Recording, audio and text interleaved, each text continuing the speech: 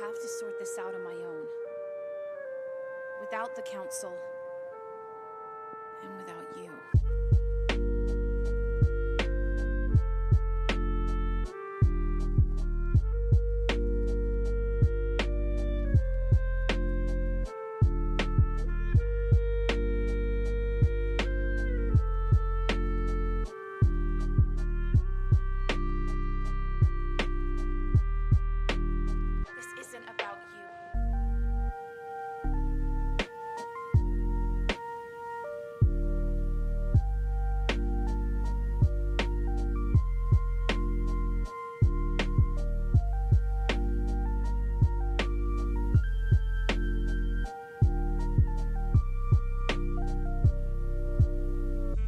Stay here any longer. Not now.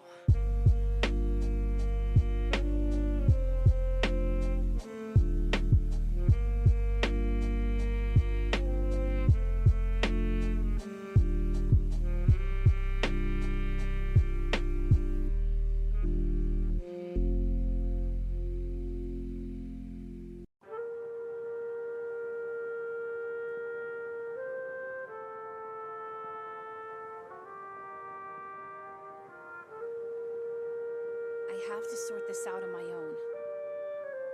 Without the council. And without you.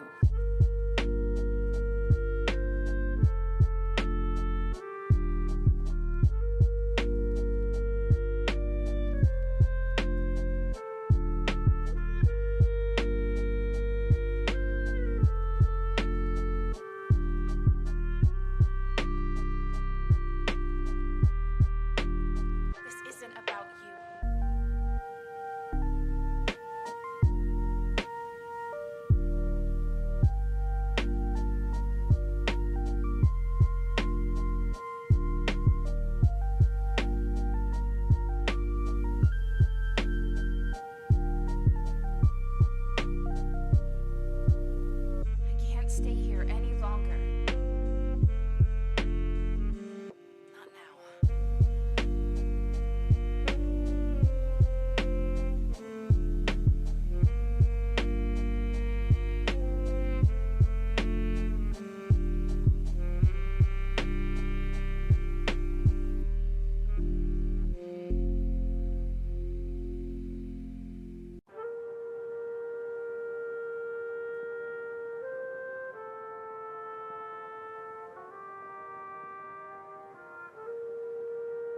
I have to sort this out on my own.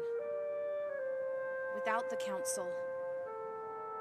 And without you.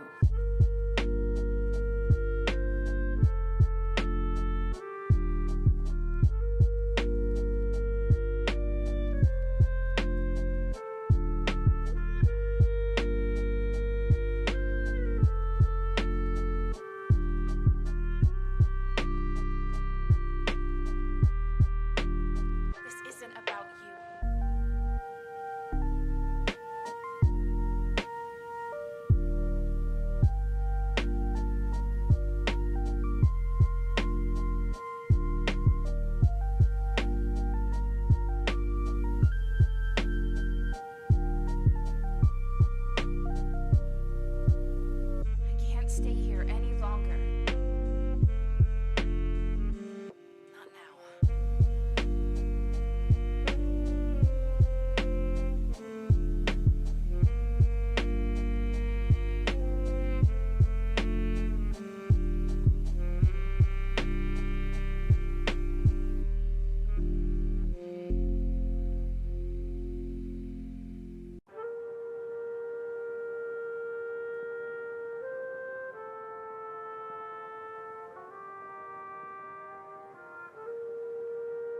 I have to sort this out on my own. Without the council. And without you.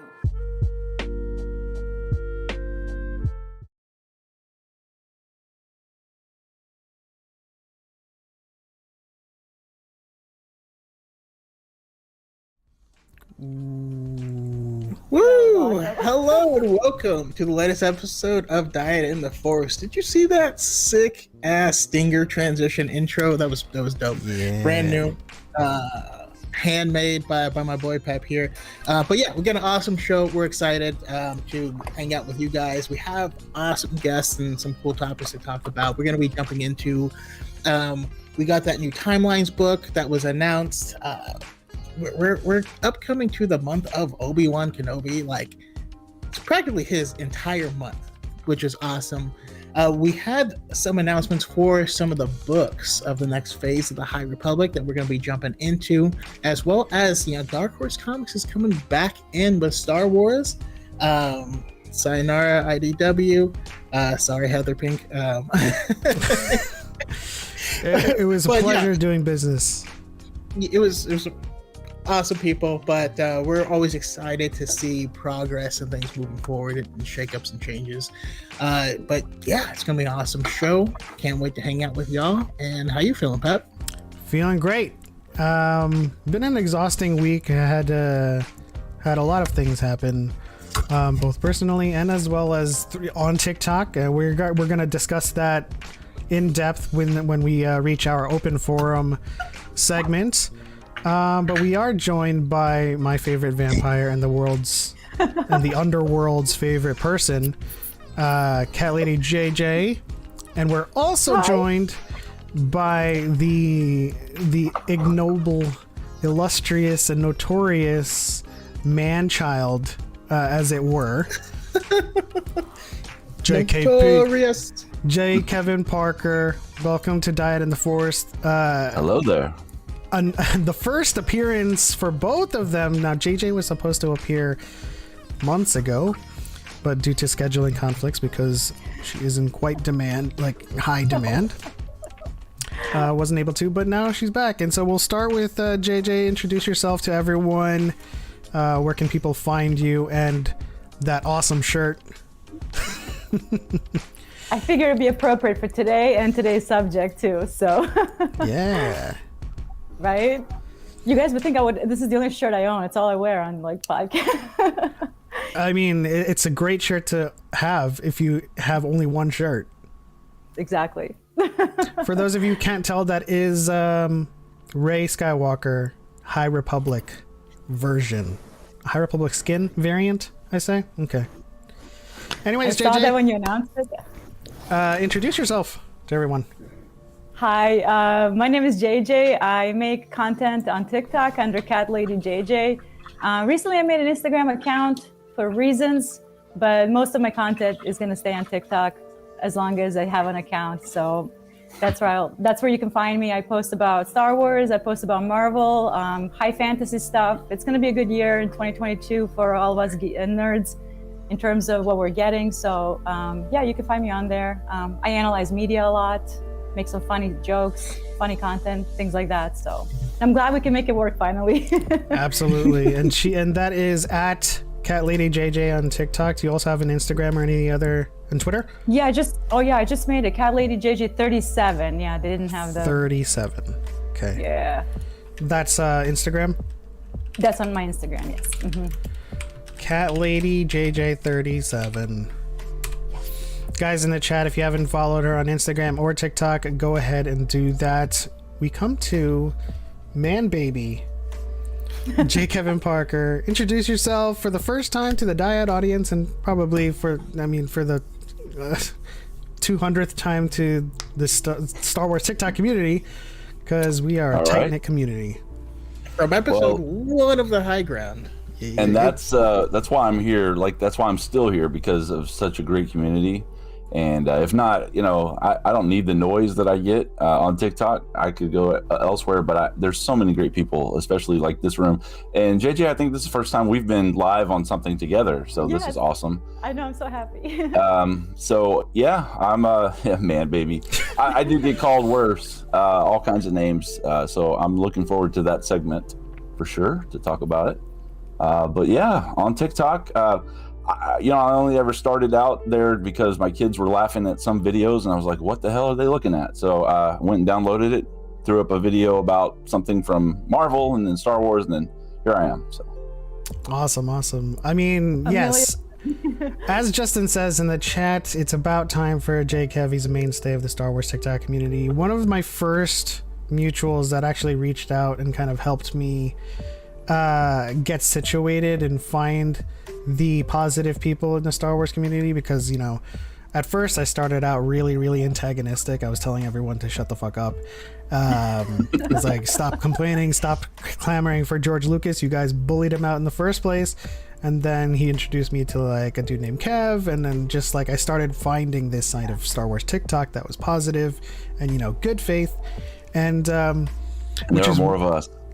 Which is why I regret so wholly that it has taken this long to get you on here. So I'm yeah, no thank worries. You for being I on. just enjoyed everything that you all do, and just happy to be around. Absolutely. Let's see here. Shout out to everyone in the chat: Heather Collins, Jupiter75, Darthman86, or Kenny, Justin, Eggies in the chat. Can we spam some Eggies in the chat as well? Cal4, good friend of the channel. Beings of the Galaxy, Camilla. Shout out to Camilla, Justin M, X-Core Gamer Skills. Thank you guys so much for tuning in. Saint Pat, Dob, Galactic Mermaid, and Legacy of Naboo, Bruce Greatstorm, who used to be Loden, and Jonathan Politz. Thank you guys so much for tuning in.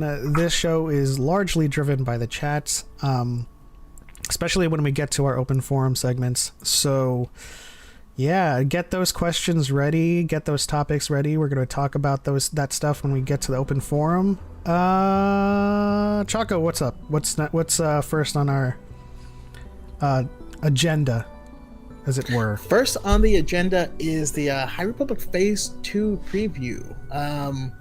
Yeah, so we got some titles and some announcements for authors. So we're actually getting a couple more people in the mix when it comes to these books. First one being is so Path of Deceit is coming out, and that's by Tessa Gratton / Justina Ireland, the young adult. We have Quest for the Hidden City by George Mann. George Mann has done he's done a few of these kind of like collection style books. He did Dark Legends, right? Yeah, he did Dark Legends. He did my goodness, there's another one. I can't He's done a couple of comics too. Yes, that's true as well. But I'm excited for that. He also did he do the holiday one that recently, the Life Day book? I built off the top of my head, I don't know, but presumably yes. We'll just go with that. If it's wrong, we'll fix it in post. There's no post on this show. All right. Now we also have Convergence by Zoraida Cordova, which is going to be an adult book, which is interesting because we typically have seen her, you know, once again, this is another author. Star Wars likes to do these collection books where they have different people write, and Zoraida has written on a few of them. I believe she wrote on the Legends of Luke Skywalker one. She wrote on From a Certain Point of View, and Crash of Fate. All of Crash of Fate, yeah. And also she wrote one of the short stories in Clone Wars, Stories of Light and Dark. And so she's got an adult novel, which is kind of a big honor. So I'm really excited to see where we go with that. And I'm curious if, you know, who knows if this type of thing might overlap with the game. I mean, just the name Convergence and Eclipse kind of feel linked, you know. That's true. But Dark Horse Comics, A Quest of the Jedi by Claudia Gray. This is, I believe, is going to be her first comic. She has done comics before, but first for Star Wars, yeah. Okay, yeah. And maybe for Dark Horse. This is the first Dark Horse comic that's since Legends became a thing. Yep, the last Star Wars Dark Horse comic to be released was Maul, Son of Dathomir, which was the first canon comic. So they were the very first, and now they're starting over again. It's interesting. Yeah. And so also, this means I have to get a different app to read these comics because not Marvel, right? well, if you have Comixology, you might be able to. Nah, I've got Marvel Unlimited, but that's all right. Now- I'll figure out a way. To be fair, which one's these better? comics you likely have never been able to read because IDW had the license first, and the IDW comics are also not on Marvel Unlimited. I think they are on Comixology. I always recommend Comixology because it's more than Marvel. And I guess you get discounts for also being an Amazon Prime member, which I'm sure people are already. Yeah, Marvel Unlimited, you get everything that's older than 6 months, though, which is a lot of comics. It's a It's lot a of lot. comics. I'm still catching up, honestly. Where are you guys at in High Republic, by the way? Like I told you in the chat, I'm wrapping up with the Light of the Jedi right now.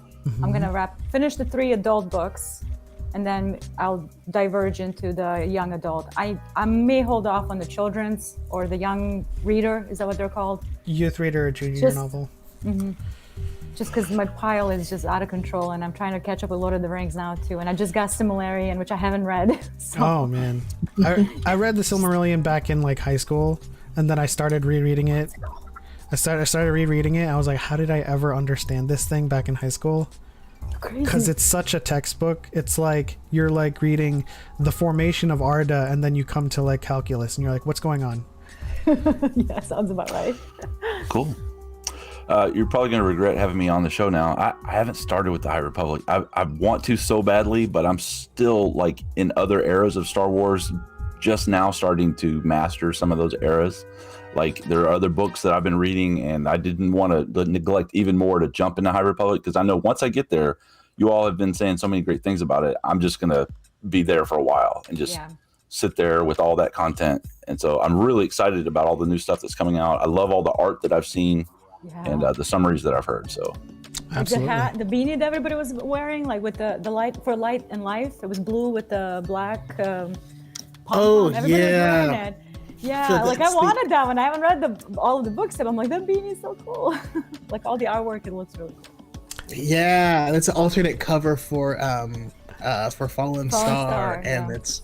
and that cover is so gorgeous. I am legitimately I'm toying around with the idea of trying to reprint that or like paint it on a canvas and like paint it? backlight it.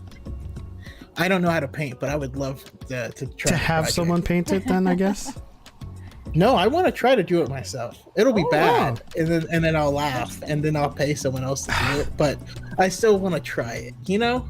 Yeah, I mean it's understandable with you guys. There's a lot of canon, especially if you hadn't read anything before, and you're starting to get into it. I know a couple people are like doing canon runs, and there's just so much to get through. there's a lot. What are you into right now, Kev? So I've been going through the era of the originals, all the comics, some of the books I've gotten through, the ones with Luke Skywalker, Heir to the Jedi, The Weapon of a Jedi. sorry. And I know, not all the best, but still, like the information is great. So I love that I now know some things that happened, even if it's a story that's not catching my attention. I like knowing the events that happened, just because this whole universe to me is just one big great thing. So like a lot of so many comic runs that are all from that era, and then leading up to the sequels. And so right now I'm just catching up on all that. I've done some of the prequels era stuff and some of like in between time stuff. It's just Vader. The movies don't even touch these characters like to their extent of who they are. So it's really great to be able to explore even more stories about them. So it's and I just didn't know, like before the pandemic and before I got on TikTok, I didn't really do a lot of that stuff because I'm a dad. I've got a job, and I've just been so busy. But then I kept hearing this great stuff, so I was like, "Yep, I'm buying these books." I've been listening to you two, especially recommend things to me for the past couple of years, and just been jumping in those books. So Yeah. Did you read Lost Stars already? I always gotta ask that. I have skimmed parts of it. It's one of those things where I didn't want to jump into High Republic till I absolutely finished it. Oh no, Lost Stars by Claudia Gray is a book that takes place entirely among the original trilogy. Yeah. So Right. That's on my list of things to finish for the original trilogy before I move on. Gotcha. Yeah, you should definitely. I think the easiest way to go would be, if you're already in the comics, to definitely catch up on the 15, the 17, and the 20s runs for Star Wars and Vader.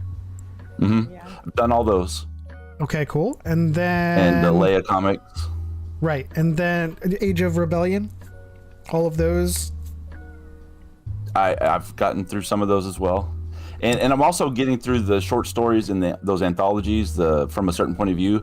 And later this year, like in December, I assume that we'll get the Return of the Jedi one. So I'm really excited about that. Oh, yeah. So I'm going to finish the first 2 volumes before that one comes out. There's just so many stories in there that are so obscure, but again, it's interesting. I want to read them all at least once before December. So Some of them are amazing. Some of them times you're watching the. yeah, it's tough for me to get through some of them. I'm not gonna lie. Yeah, it's understandable. Cat Lady JJ with the cat coming in clutch. What's I what's thought that was their part of name? the shirt. Okay. Her name is Whitey. She's Whitey. extremely needy. Yeah. I don't know. We caught on. She used to be salty and just, street cat I took out, and now she's ruining my life and my podcast appearances. So yeah. No, she's perfectly welcome. As I wrap With the- Street cat. my head around this inception that's happening in the chat right now with a Pep Mendoza from the Philippines, I can't tell whether or not that's a troll, but they are speaking Filipino, so they seem to be a real person who shares my first name. So welcome to the stream, Pep. I've never seen that user before in any of the streams ever. Interesting. Yeah, I've not either. You are welcome to Dyad and the Force, and welcome to the Star Wars TikTok community and this Star Wars community in particular. You are more than welcome.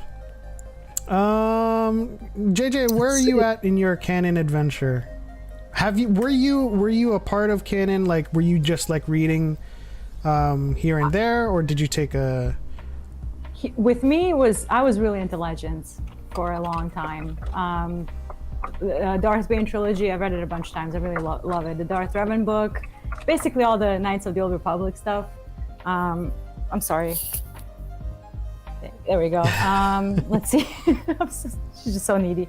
What else? Dark Disciple. That was the last one I reread. I just got The Bloodline by Claudia Gray, recommendation by you, Choco. And again, I really want to get into the High Republic, because I've been like avoiding every Fallen Star reaction because everybody's so emotional about it. Like, I want to feel that, so I'm just like skipping. Like, no. I don't want to know anything. I want to feel that.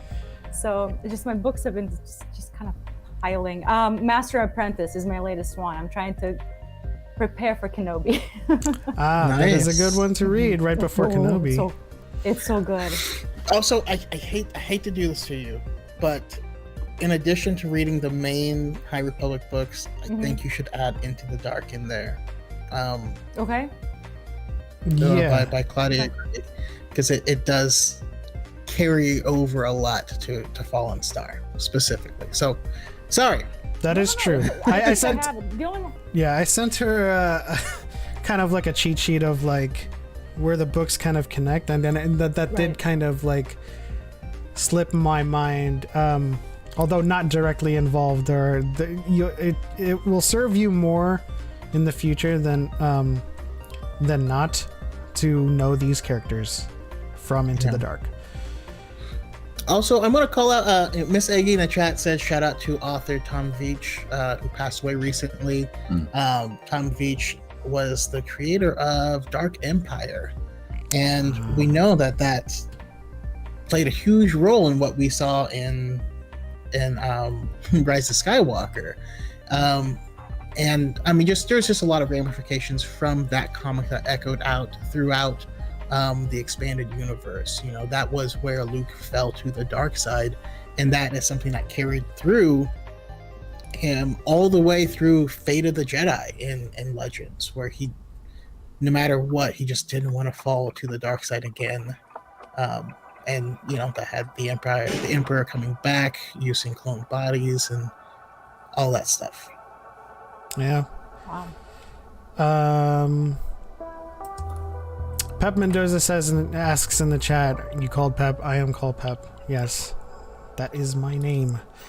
But my friends call me Element. I'm just kidding. That would be weird, wouldn't it be? do your friends call you him Marvin? Do your friends call you Cat Lady? Or do they just say my lady? Oh God, that would be generous if they did. Sorry, my lady. I'm just perpetuating this vampire narrative around JJ. And it's just going to keep going. Mythical being. So you're not wrong. You're not off. It's cool as long as you don't invite her in. That's true.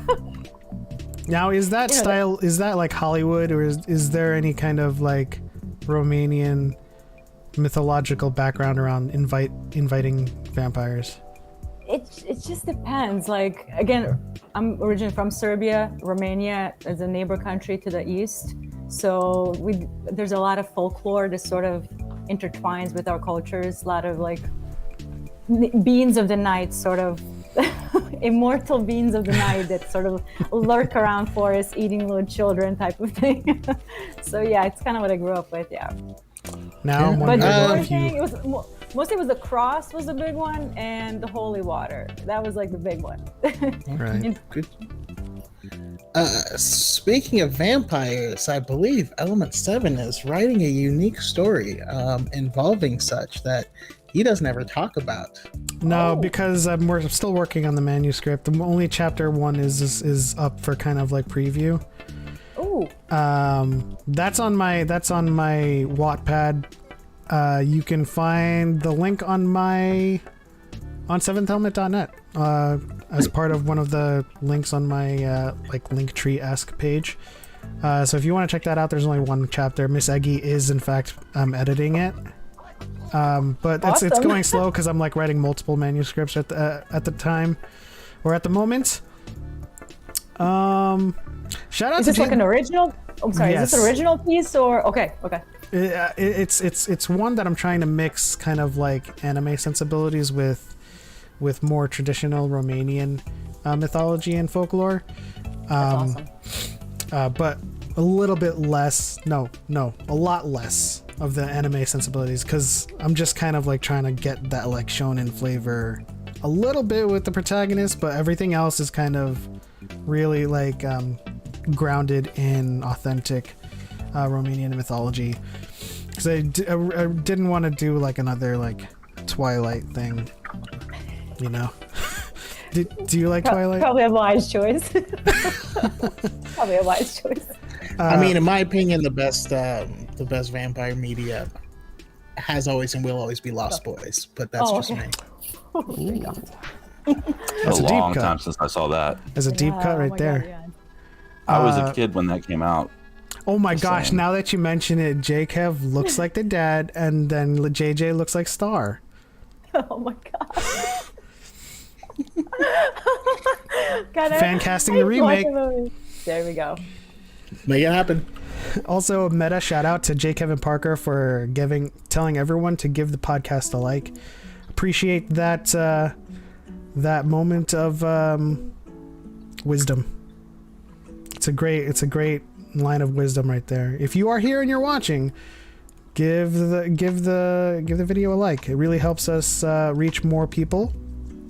Any like Rush On the Hour? recommended Is page, this, like what? Yeah. this has got to be a troll? Someone that's Filipino with Pep asking if I like Rush Hour. Anybody likes Rush Hour?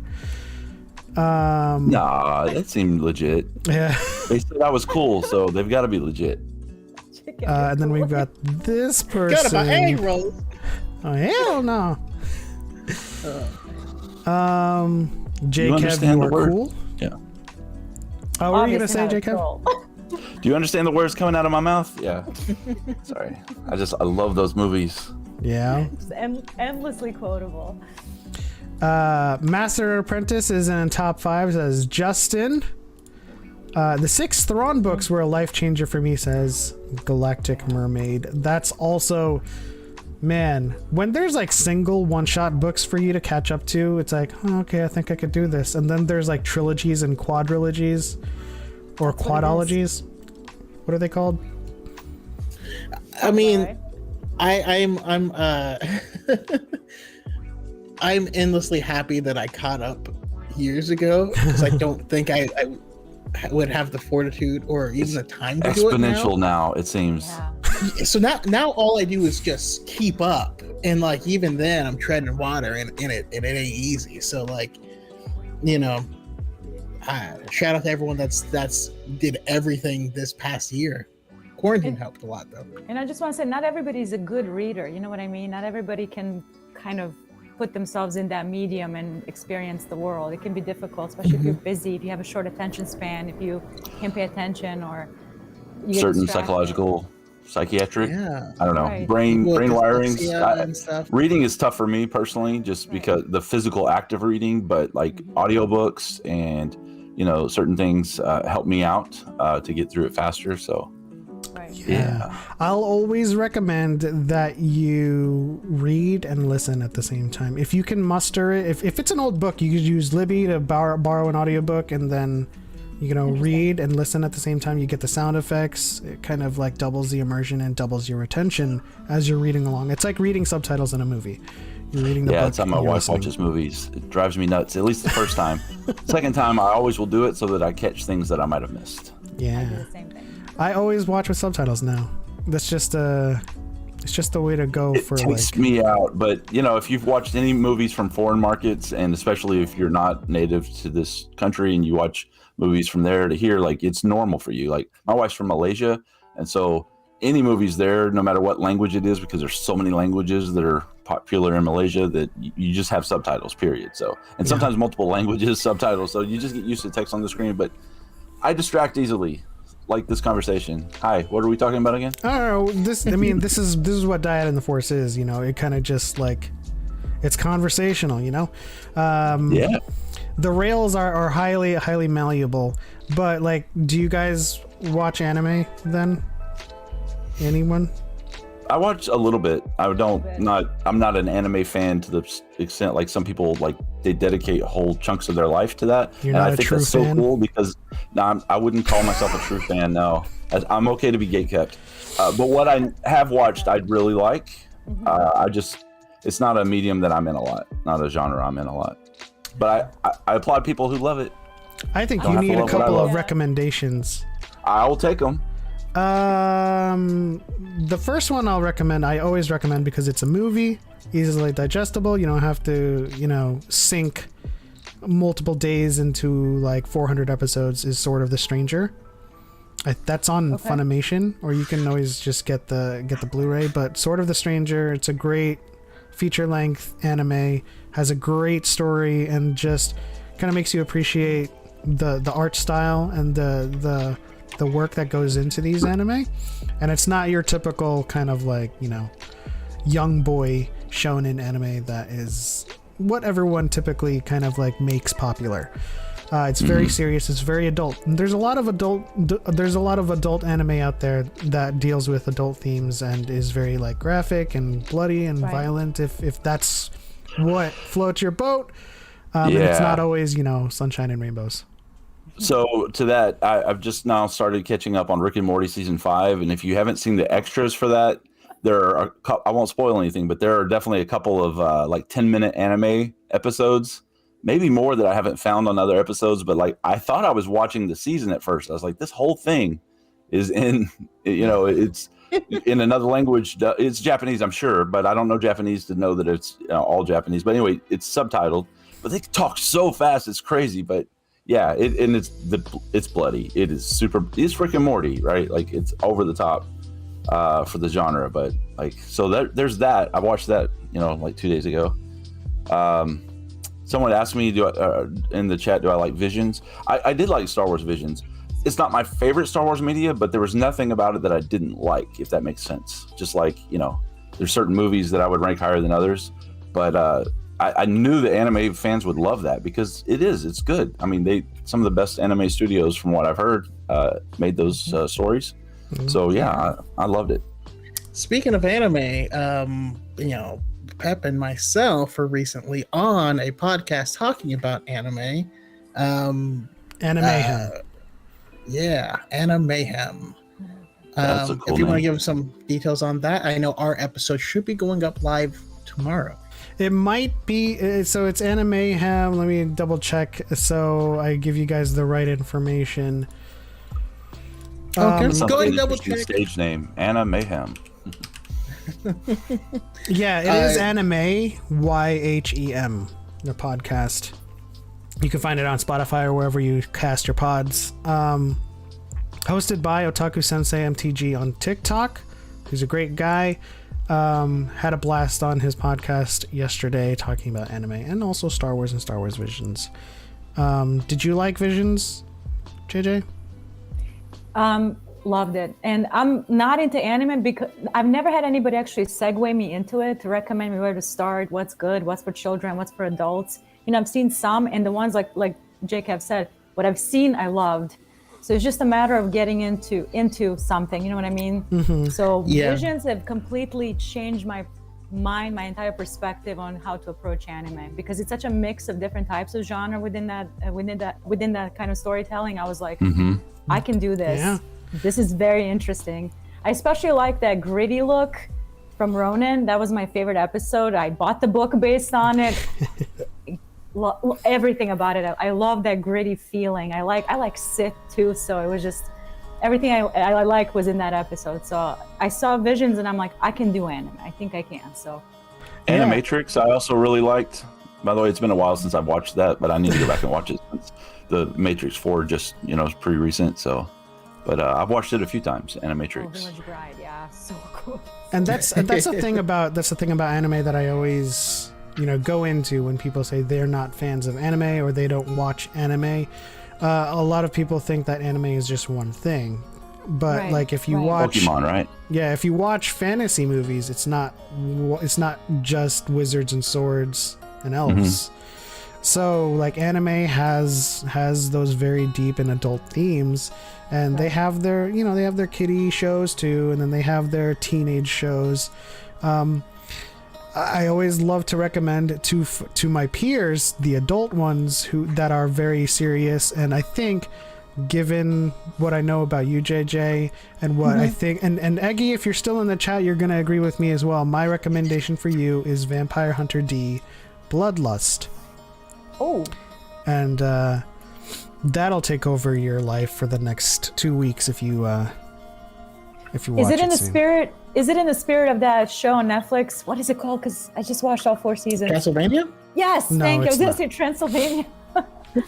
No, it's not. It's Not okay. It's based on actually the Romanian mythology around the Dampir, which is Okay. yeah. So you'll definitely like that. It's a underworld mythology anime, and it's one of Eggy's most favorite ones. And Eggy, if you know anything about Eggy, she only likes Has the best. exquisite tastes. Only likes the best. Just exquisite. I'm gonna assume you're then familiar with Ivan the Impaler, the Romanian Yeah. king that lived for. Okay, yeah. Anime is not a genre; it's a medium. That is true. That is true. Also, if you want to dip your toes in it lightly, you could even watch something that's technically not anime, but the Witcher one that just dropped on Yeah. Netflix Just dropped was, or recently? not just dropped. The but- Witcher with. Yeah, Witcher is amazing. Oh my god, yeah. Yeah, there is was it the Legend of the Wolf or something? Something like that. There is an anime by Studio Mir who did Avatar, Legend of Korra. They did a Witcher cartoon that is also adult, so don't go in there thinking you're going to be watching The Last Airbender. So Yeah, it ain't that. You'll learn that real full quick. disclosure on that one, or viewer discretion is advised. If you like The Witcher, it's beautiful and it's really good. Yes. Now, we did want to make sure we talked a bit about Obi-Wan. Mm-hmm. Ooh. We saw that the poster, and I'm just curious your guys' thoughts on that poster, on the release date of May 25th, and what you think we might see in there. Go I ahead. thought the 25th was appropriate for 45th anniversary since New Hope. People thought it was going to be May 4th, which again, I don't care. We'll probably get a trailer on May 4th. Yeah, they're going to wait till the last minute. And honestly, I'm kind of glad after Wanda Discourse and Multiverse of Madness, it's fine. We don't need it. The poster is very minimalistic, which I like. Lucasfilm knows how to do Star Wars posters. I don't know. I have no expectations on this. Like, I'm blanking out. It's going to be very much Obi-Wan, I think, just kind of dealing with repercussions of everything that's happened in the Clone Wars and Order 66. So, Yeah, I mean, generally speaking. the poster is just him alone He's in the just there. desert, which is pretty much where he is during that time. Shout out to Pep Mendoza as well as the Nerdy Gunners. Thank you for subscribing to the channel and finding Darksaber Kyber Crystal. Kev, what are your thoughts on Obi-Wan Kenobi? Growing up with the original trilogy, I thought he was gone, and I thought we'd never get him back, right? Like, I thought, okay, he's just this, he is Obi-Wan Kenobi. He's the mentor, and then he's dead, like, right out the gate. And then we got the prequels, and I was like, this is cool. To me, he's still one of the greatest characters in all the 3 prequel movies. Like, he has some of the best dialogue, which isn't, really difficult, but he has amazing dialogue. It's actually really good. I think Ewan McGregor played him perfectly and made me really care about this character again. So we're now going to see the in-between times, which just, I love that they're going to connect things together. What I don't need is more Order 66, damn it. It hurts me every time I see it. And we keep seeing it from different angles. Damn you, Filoni, all of those people. But I expect that we'll get flashbacks to something, since we're going to get Anakin and Vader, apparently. He's connected to it, yeah. Yeah. I mean, you can't not mention it, right? Like, so I get it, because it's even mentioned in A New Hope, right? Before the dark times, before the Empire. And he talks about Anakin, and I'm just really excited. Like, he's such a good character. I just never imagined he would be this well developed. Yeah, especially given the fact that he spends 20 years of it not doing much. Supposedly, but having read some of the comics and read, some of those anthology things, like, dude gets busy. He gets in a few scrapes and yep, exactly. And I'm here for it. So I just want to get this out of the way. We're going back to Tatooine. All right. Yeah. Carry on. Tatooine's the center of the universe, is what I figured out. That's the actual center of the galaxy. It really is. It's Coruscant. I stare at that planet. I'm like, I wish I knew how to quit you. Oh man. Brokeback sand dunes. I'm almost scared to Google how many planets are in the universe. Are we talking thousands of 10,000s of? And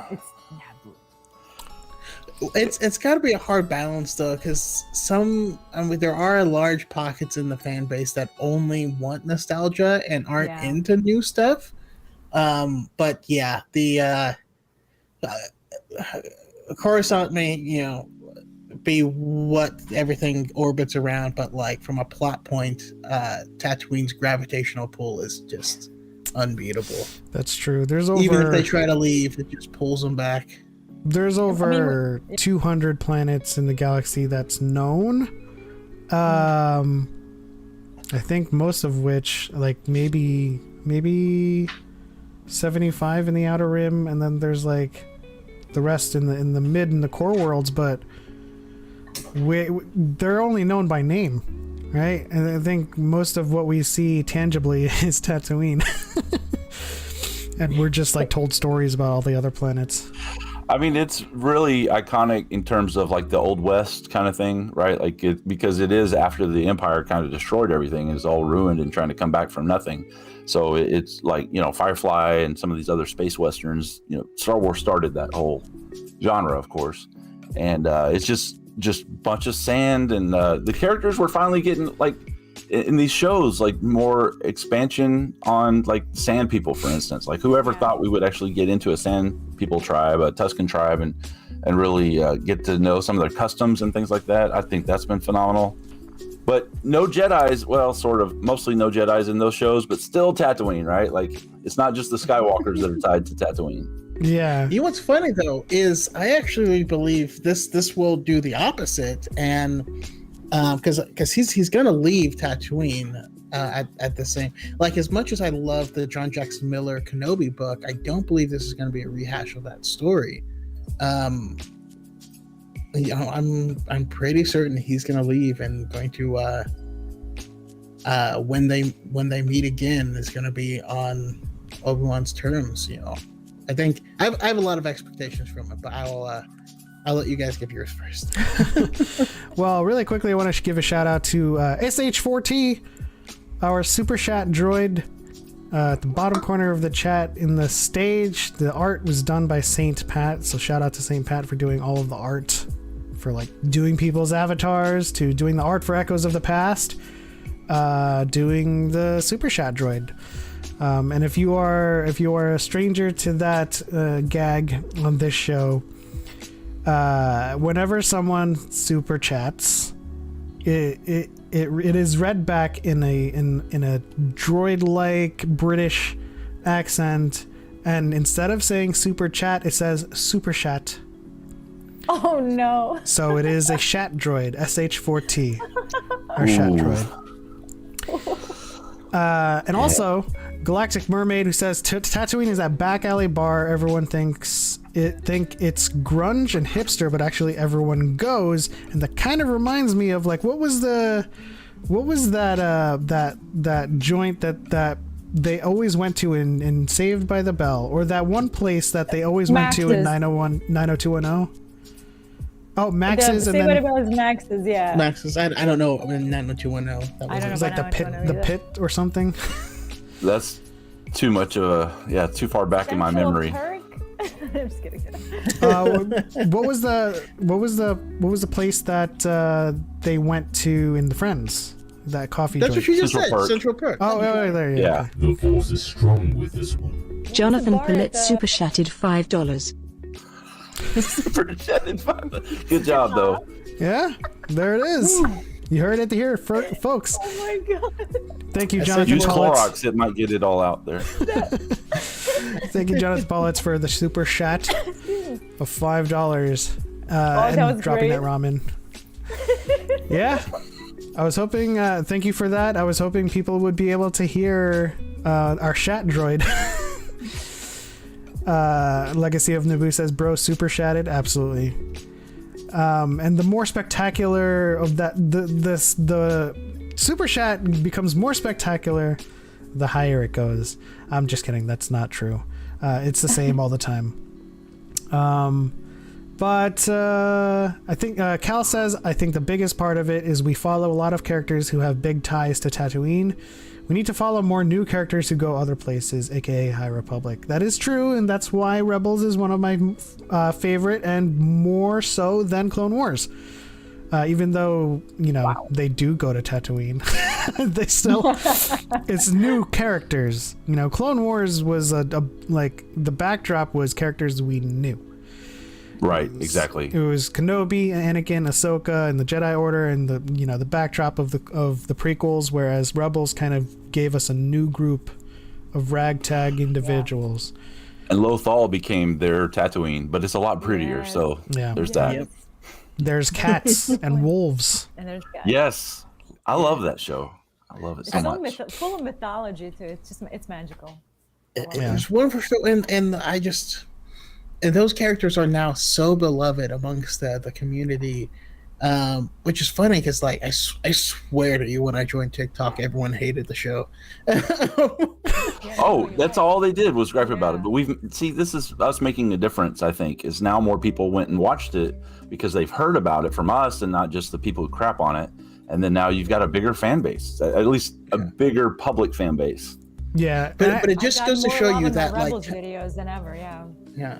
It just goes to show you that telling new stories about new characters is needed, and we don't need the nostalgia factor in order to create genuine interest. And I mean, we've been seeing that with these High Republic characters as well. But yeah, please. I mean, and even what is Grogu nostalgic and Mando was new at some point, right? Like that's what people don't remember, or they don't even think about it. But they were kids usually when the thing was new to them. And then it became nostalgic later. It's like, well, so you never want to grow out of thinking like a kid? Is that what you're telling me? Like, you don't want to challenge yourself? Oh, they don't like that. But. Yeah, I think a lot of it also is in combination with people who were just ostracized from being vocal about it. Yeah. Like, I kind of feel like there were always more of us. There were always more of us. But now more of us are being public about their voices. We see a lot more TikTok creators making content that is positive. And so it feels like we're getting more fans, but I feel like they already were there. But we're making it okay to celebrate Star Wars. You know what's fun too, though, is seeing people who legitimately just started watching, even though they may be 20 or 40. Like, to see them discover Star Wars has been just joyful for me because since before I could form a sentence, I was watching Star Wars. So like, it was never brand new to me that I can remember. But for these folks, like, it's just, I think it's great. Lucasfilm, you owe us money. Your first words were Houdini. Yeah, exactly. It definitely was. My brother shot me from a distance with a BB gun. Well, it's kind of like how Justin says in the chat. I bet watching Rebels as it was coming out was harder than binging it on Disney Plus. And I couldn't keep up. I've watched like 2 episodes and I was like, what is this stuff? Like, is this like a replacement of the Clone Wars? Like, I didn't understand it all, but again, I had kids and a job and I was focused on other things. When Disney Plus came out, I binged it right away, like right at the beginning of the pandemic. They timed that well. A lot of things shifted in media, right? With Clone Wars hitting Netflix for the last season. A lot of those shows were hard to keep up with. Serializing all of those episodes were pretty terrible. It was a terrible task to keep track of across all the channels that you had, and so everyone could binge Clone Wars. I feel about the comics still, that's what George Lucas originally said, is that this show is going to do really well when we get to streaming services, back before streaming services were even a thing. Dude was a visionary, there's no doubt. Like, no matter what anybody thinks about him and his work, he always was on the cutting edge of technology because he knew where it was going, and he always led it there too. Like, it's self-fulfilling prophecy in a sense. Yeah. But we have him to thank for so much in our pop culture and just technology and so on. And this was Sorry true to go on of a long time about Lucas. This was true about Stagecraft because he also envisioned being able to film these movies in his garage, and now you have Volume or Stagecraft where large pieces of the set can be simulated on LEDs, emulating sunlight and giving all of the actors something to look at instead of a green screen. It's fascinating just looking at the behind the scenes on that. Yeah, I'm in love with it. I want one. Yeah, they should definitely kind of like do a minimalist version of Stagecraft and have that as like a thing at Galaxy's Edge where you can take pictures inside like a Jedi temple with like Yoda and Mace kind of just walking around being all Yoda and Macy. Hell yeah. I'm imagining all the pictures I would want to take right now. Of course, I would be saying Houdini, have. And what's funny is you can actually just like the Savi's workshop, and you're like building your lightsaber. You can have like an actual camera, like record video for you. You would pay for that package, and then you would get the parallax that they get from using it practically on the shows. So it would look like you're in that setting, and it doesn't cost them much to just record like a 5-second clip of you. Now I feel like they need to purposefully insert in some film or TV show some segments that could be then used in Galaxy's Edge for that very purpose. So you could be in the show and then like you can watch it and see yourself there. I think that'd be really cool. Yeah. Lucasfilm, I'm available for consulting. What's your business email? Yeah, Kevin at manchild.com. Kevin. I say that unironically. I'm actually going to publish a business email just with all the trolls. I'm like, I know I'm going to get a lot of crap in there, but I've got to do it. I'm at that point where people are trying to get a hold of me, and I make it difficult on purpose. So yeah, I would make like I would make a troll business email that had a bot that returned to sender 10 times over. Oh yeah, so gray listing it like extreme gray listing in terms of email security. Yeah, that's part of my world outside of nerddom. So yeah, in fact, I do it. One of these days, I'll probably talk about it, but maybe not among like all of TikTok. But like some of my videos are purposefully for that. They're like the honey traps or whatever that email servers do, where people will just start trying to, spam bots will go there and then it'll just clear out all the spam bots and block them. Some of my videos have that same effect, and it's on purpose. And now I cull my following that way. Oh yeah, absolutely. If you ever wonder why every now and then I'll make a video, it's like just a reminder that Rey is a Skywalker, and then like that's we all know this. Oh yeah, that's for them, and I kind of feel like I've reached the point where they just don't try anymore and they unfollow, which is fine. I've probably lost 250 followers in the last week with all this controversy, and I'm so glad because I know what kind of followers we're talking about. Some of them I just blocked, but I was like, this is the first time I've gone down in a year and a half, like actually gone down instead of up. I'm cool with it. Yeah, I'm glad to have less noise. I went through Juju's post and was just like block, like oh yeah, look at this list. It's a good service. People need to get wise to it too that want more positive fandom. Just start blocking those people that are just complete assholes on these other channels, and you don't even have to do it on your own. It's a win-win. Yeah, and I often say like preemptively for the people who are kind of aware or hyper aware of being caught or stuck in a bubble. We're talking about bad faith. We're talking about toxic people. If people are disagreeing, that's completely fine. But I think it's okay to keep yourself or steer yourself clear of that negative energy. Oh yeah, there's a definite difference. So many of my mutuals think very differently than me, and that's what a lot of people don't realize. That they think anybody has a slightly different opinion, I block. I'm like, no, that's you projecting. That's you. That's the way you are. I like having a diversity of opinion, but they're also none of them are assholes. So, there's that factor. Like I like debate, good debate in good faith. Do it all day long. Yep, that's the policy that I think most of us have on this panel. Yes. It's a maturity thing too. Like I think some people never get the self-awareness to want people that disagree with them in any capacity. So they're definitely I've gone from calling them fragile fanboys to fragile fan babies. That should really go over well. Downgrade even more, huh? Yep. I mean, the thing that you should know. The thing you should know about JKev is that like it's kind of like fuel. You really can't with Kevin. He's just too prepared, and you've lost the moment you think that reporting his account is the way to go. When you think, excuse me, maniacal laugh. I disagree with you, but I think I'm gonna win this debate by reporting you. That's from a place of extreme weakness. Yeah, and I have receipts all day long. Yeah. So you have to. Very calculated posts. It's that's why I always say it's a game. Always check it's a your sport. sources. Always Yes. bring receipts. And if your source includes Mike Zero, you already lost. Which is why I always. Sorry, I didn't mean to say that name. Dirty up your podcast.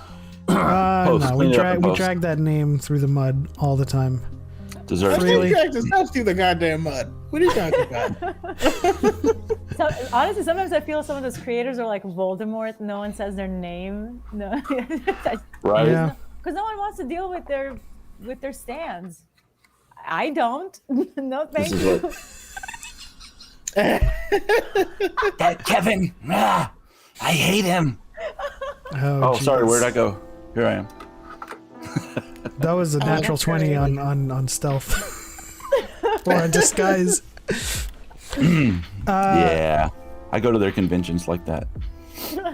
Let's really quickly touch on Star Wars Timelines, the source book that visual guide that's coming out in November. That for the tagline says from the time before High Republic.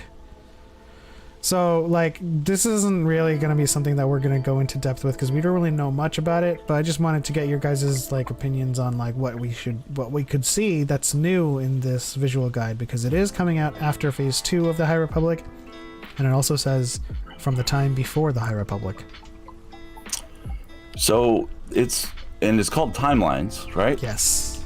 Like I'm imagining what my daughter and I have talked about like painting walls in our house with like every Star Wars event that we've watched in a timeline format and actually start to visually see it. And then I would, it would take a whole huge room.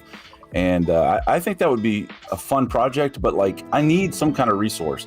There's a website that I've been looking at recently. I think it's called StarWarsCanonTimeline.com or something like that. And it has all the books and comics and things in order, which it has been helpful to me. But because I don't even know some of the comics exist because the apps are not that intuitive and things like that. So I'm hoping that they have everything and that they're kind of giving hints on things that will be coming down the pike. And we'll see, like people will start to talk about it and there'll be buzz and they'll decide which projects even to do based on the buzz, maybe. Like, I think there's a lot of ways this can be good, depending on what it is. Right. I'm excited for Marvel it needs to do something like that, but they've already messed up their timeline so many times. Not as bad as the X-Men, but anyway, that's a different podcast. Star Wars timeline has always been so confusing to me. Like with the Kenobi show, someone mentioned the word Inquisitor. I'm like, oh my God, Trilla. I'm like, but no, wait, that's too far ahead into the future. She's dead. And like, yeah, this book is gonna be on my shelf. Yeah. Because I have like a little map on my phone, just so I can reference it whenever I'm watching something. Like where I'm at in the world. Where am I pre-Anakin, post-Anakin? I do believe Obi-Wan is 10 years after Order 66, which lines up to when Qui-Gon first appears to Kenobi. So I mean, it's definite. That gave me chills just thinking about that, honestly. Me too. Yeah. And 10-year-old Luke will be fun. I know we got to see 10-year-old Luke in the background. I just can't wait to see that. Kristen Baver's book, just right there, says 10 years after Order 66, Qui-Gon appears to Kenobi. I was like, all right, okay. So, and then they talked about Kenobi being 10 years, and it's just, With Lucasfilm Story Group, that's not a mistake. That's not an accident. It's not lost on them. But also, every time we've had this stuff, they've always started with it, right? It hints at Din. He's beginning of the next episode. They hinted at Ahsoka, beginning of the next episode. So I feel like the first episode of Kenobi is Qui-Gon, just like right away, just like, Hello, Obi-Wan. It starts out. I've got a particular set of skills.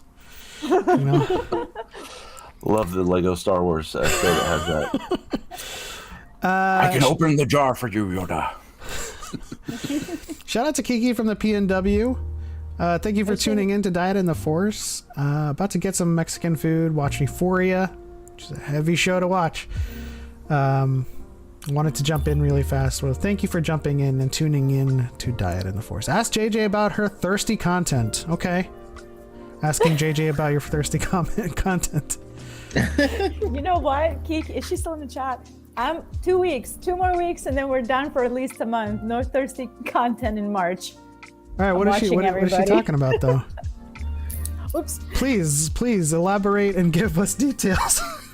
So, we are allowed next 2 weeks to make thirsty content because March is Women's History Month. History Month. So, you know, we have to pay our respects. So thirsting only for the next 2 weeks. Yep. I'm watching all of you, ladies. Well, Yep, I was. I mean, We gotta be good in March. Yes, ma'am. Yes, we do.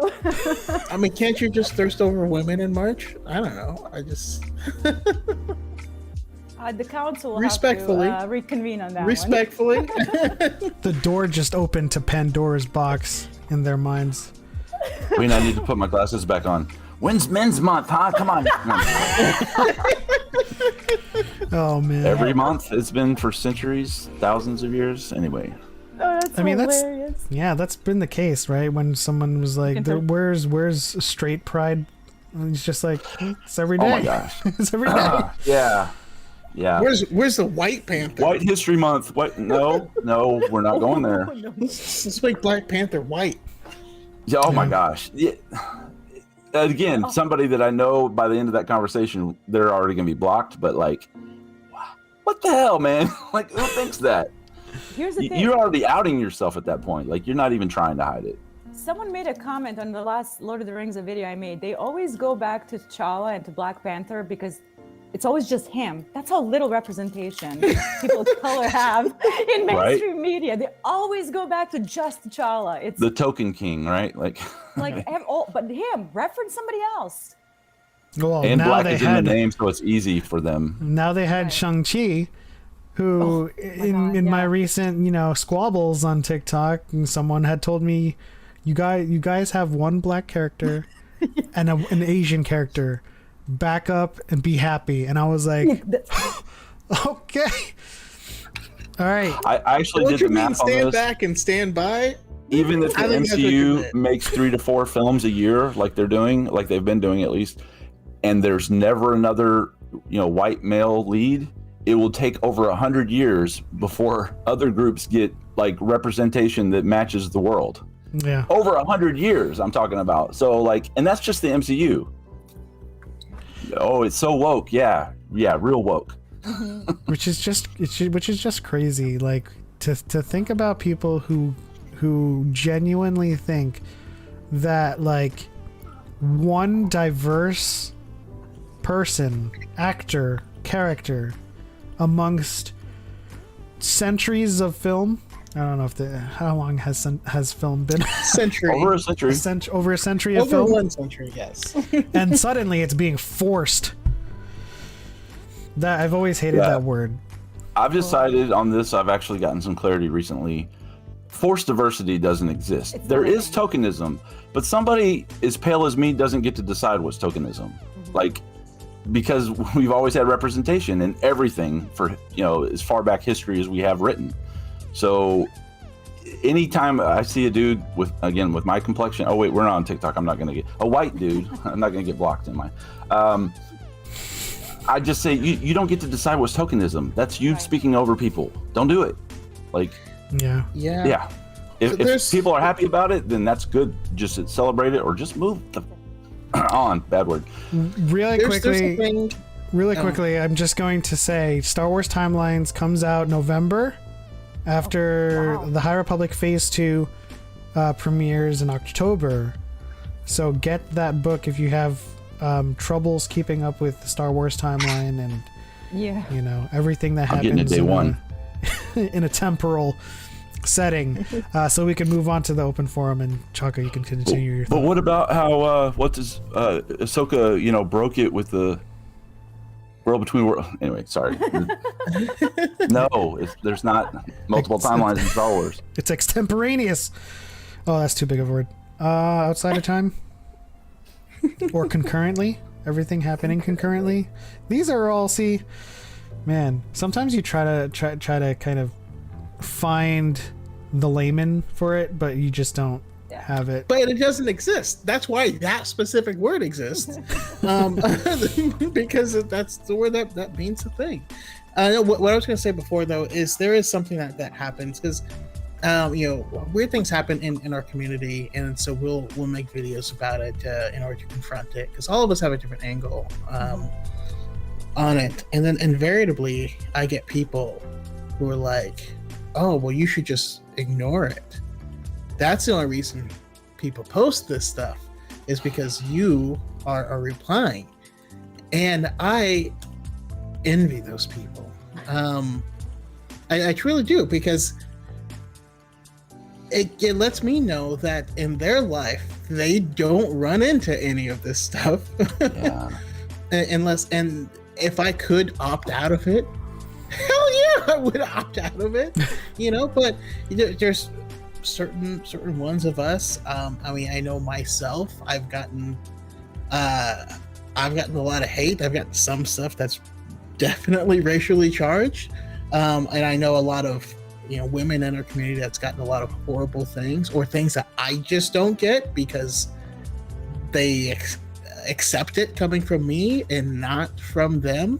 And I think that's the most important thing, is to try and understand perspective, try to understand other people's shoes.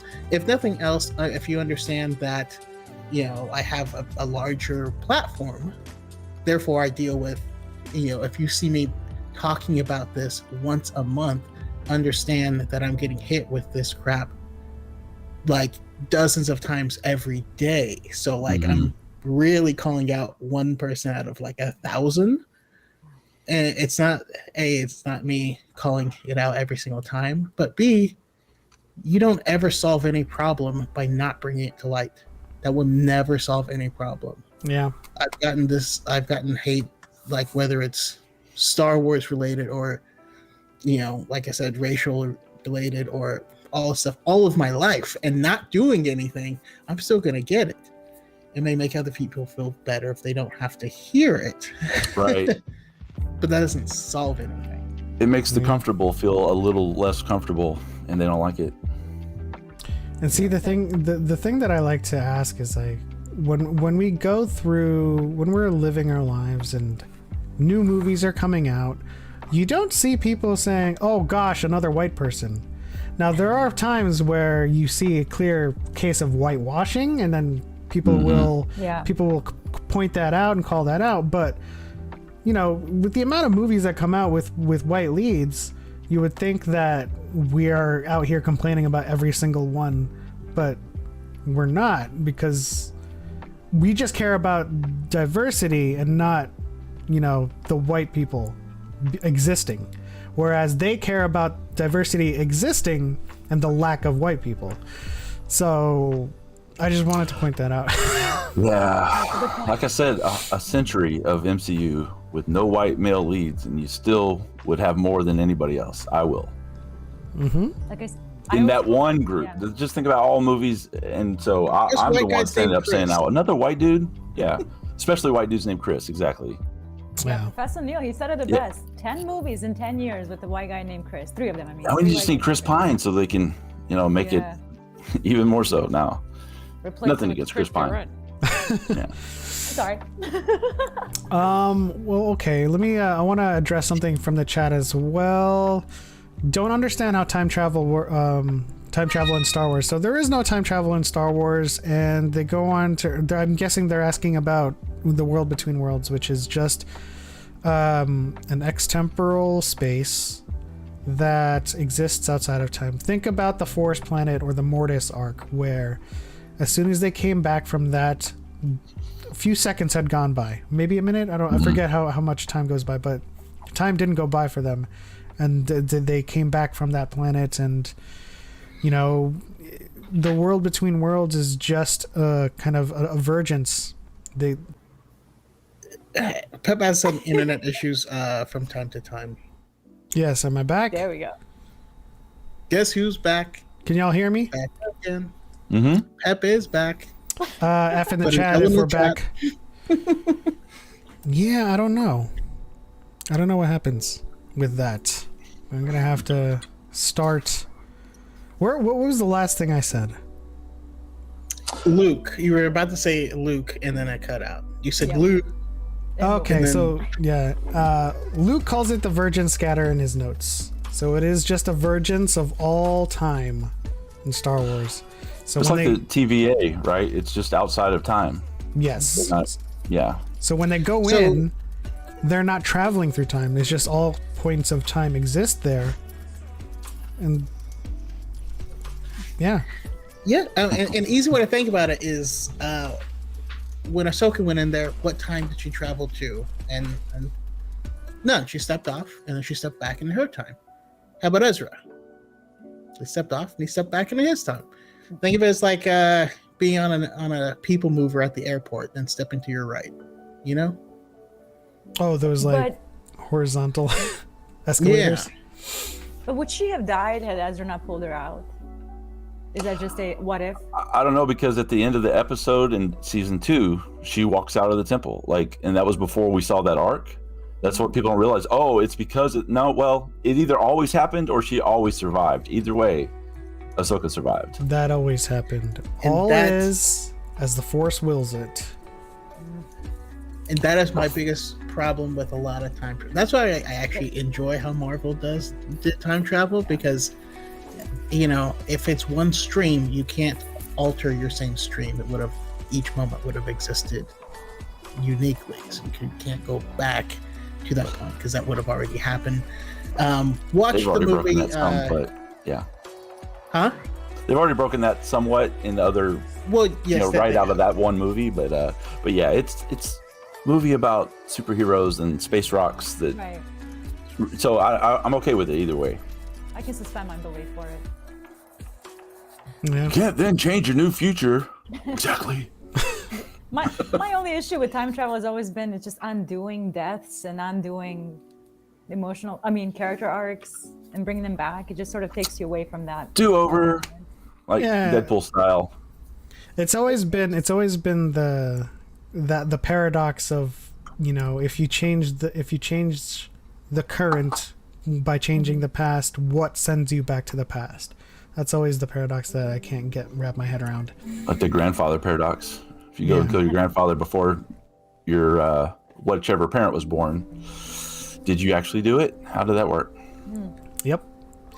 And also, so we have like 12 minutes that's why left. Primer is my favorite time travel movie.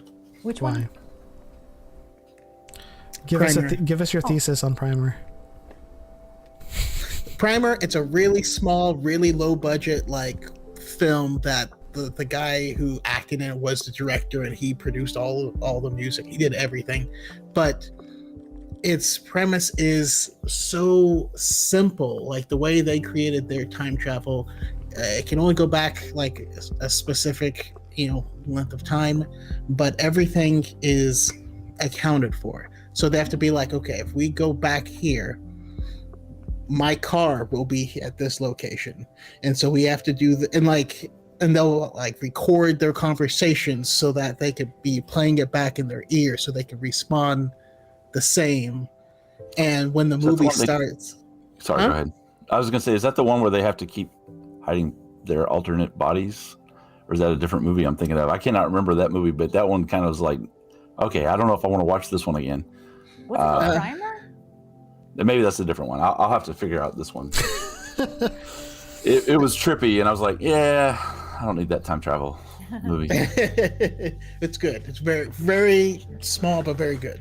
Okay, I'll check that one out. So really quickly, we have 11 minutes left in the show. We're officially in open forum, so if you're in the chat and you want to talk about something really quickly, get those topics out. And I'm gonna shout out Kenny Darthman86, who says, I have a TV podcast called Let's Talk Geek, or Let's Talk Geeks, on TikTok every Friday at 12 Central, where I talk with guests about fandoms. All 3 episodes are on here on YouTube, same name. We'll be talking about MCU next Friday. Come hang out if you like to talk. Thank you. So shout out to Darthman86. Let's Talk Geeks on TikTok Fridays at 12 Central. And if you guys want to talk about anything, maybe perhaps about what's happening with TikTok, what happened with Kevin, why don't you apprise everyone with what the goings on with what happened with you on TikTok? Yeah, so I regularly have trolls that mass report me. It's to the point where I've gone through back channels and found people's videos where a lot of times it's people I've already blocked or whatever, but just the comment section, like the death threats and the like just horrible things that they say. And I don't feel intimidated by it. I actually kind of feel like whoever's around them in real life, I feel bad for them because these people are not good people. But they like, I have like these active, anti-fan club members. I think there's probably t-shirts. I don't know. I haven't gotten them yet, so I'm waiting on it. But so they like, I've had in the last 7 months, I think 14, maybe now 15 videos that were pulled for content, community guidelines violations, and all but 2 of them were restored, meaning that, it wasn't actually a violation. And that one of the ones that, it got upgraded from, it was originally harassment bullying to hate speech. Hate speech, I wasn't addressing anyone. I didn't reply to a comment. I didn't name anybody except I'd given like 10 just real quick opinions, like, popcorn style, just pop, pop, pop. And one was like, I thought a certain actress who didn't get fired from a certain movie was okay that she didn't get fired. Boom, hate speech. Because nobody supports an abuser or whatever. Like, y'all don't know the story. Anyway, I don't even want to mention it here because suddenly now the narrative is that I'm the biggest supporter of this actress who's the most horrible person on the earth. I'm like, you guys exaggerate just a little bit, right?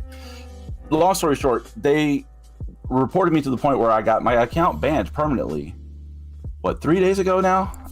And then I had a bunch of people that I did an appeal, of course, and I have receipts. I had pictures, snapshots of every single appeal that I had gone through and which ones were successful and which ones weren't.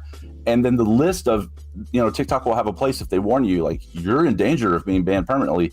All of those were listed in there as still counting against me, even though they were not. So the system is broken, and these trolls have weaponized it against creators that they don't like. The AI sometimes is just bad. Like I can't remember the username of the young lady who is autistic, and she talks about autism, and she got banned for saying the word autism too much. Like, that may be the AI, or it's just people that don't want to hear about it and they just go and silence her. But people with any kind of political beliefs that are not, I would say, historically mainstream get silenced. People who say facts like Ray Skywalker get silenced, and the system is broken. Now, thankfully, it took only 2 days with all the emails and everything that people sent and my appeal to get restored. And they're like, sorry for the inconvenience. Like, yeah, I'm glad this isn't my main source of income. I mean, because they don't pay people enough anyway. But, I did lose a little bit of money over a couple of days. And it's frustrating. But at the same time, I'm not going anywhere. If I have to start from scratch again, I swore I wouldn't. But at this point, I'm like, yeah, even if I have to, I'm still going to do it because I have a big enough community of awesome people that I feel like I would still have a place here. So I've always appreciated you. I mean, I know we're talking about the guy. I've always appreciated. I felt like you were like the opposite side of the coin, from myself, and so I've always appreciated that. So I'm happy to hear that. And I will say this: when I started TikTok, Kev was already on account number 3. Yeah, the one I'm still on, but thankfully it stuck around. But well, yeah. those were primarily for like the shadow bans, right?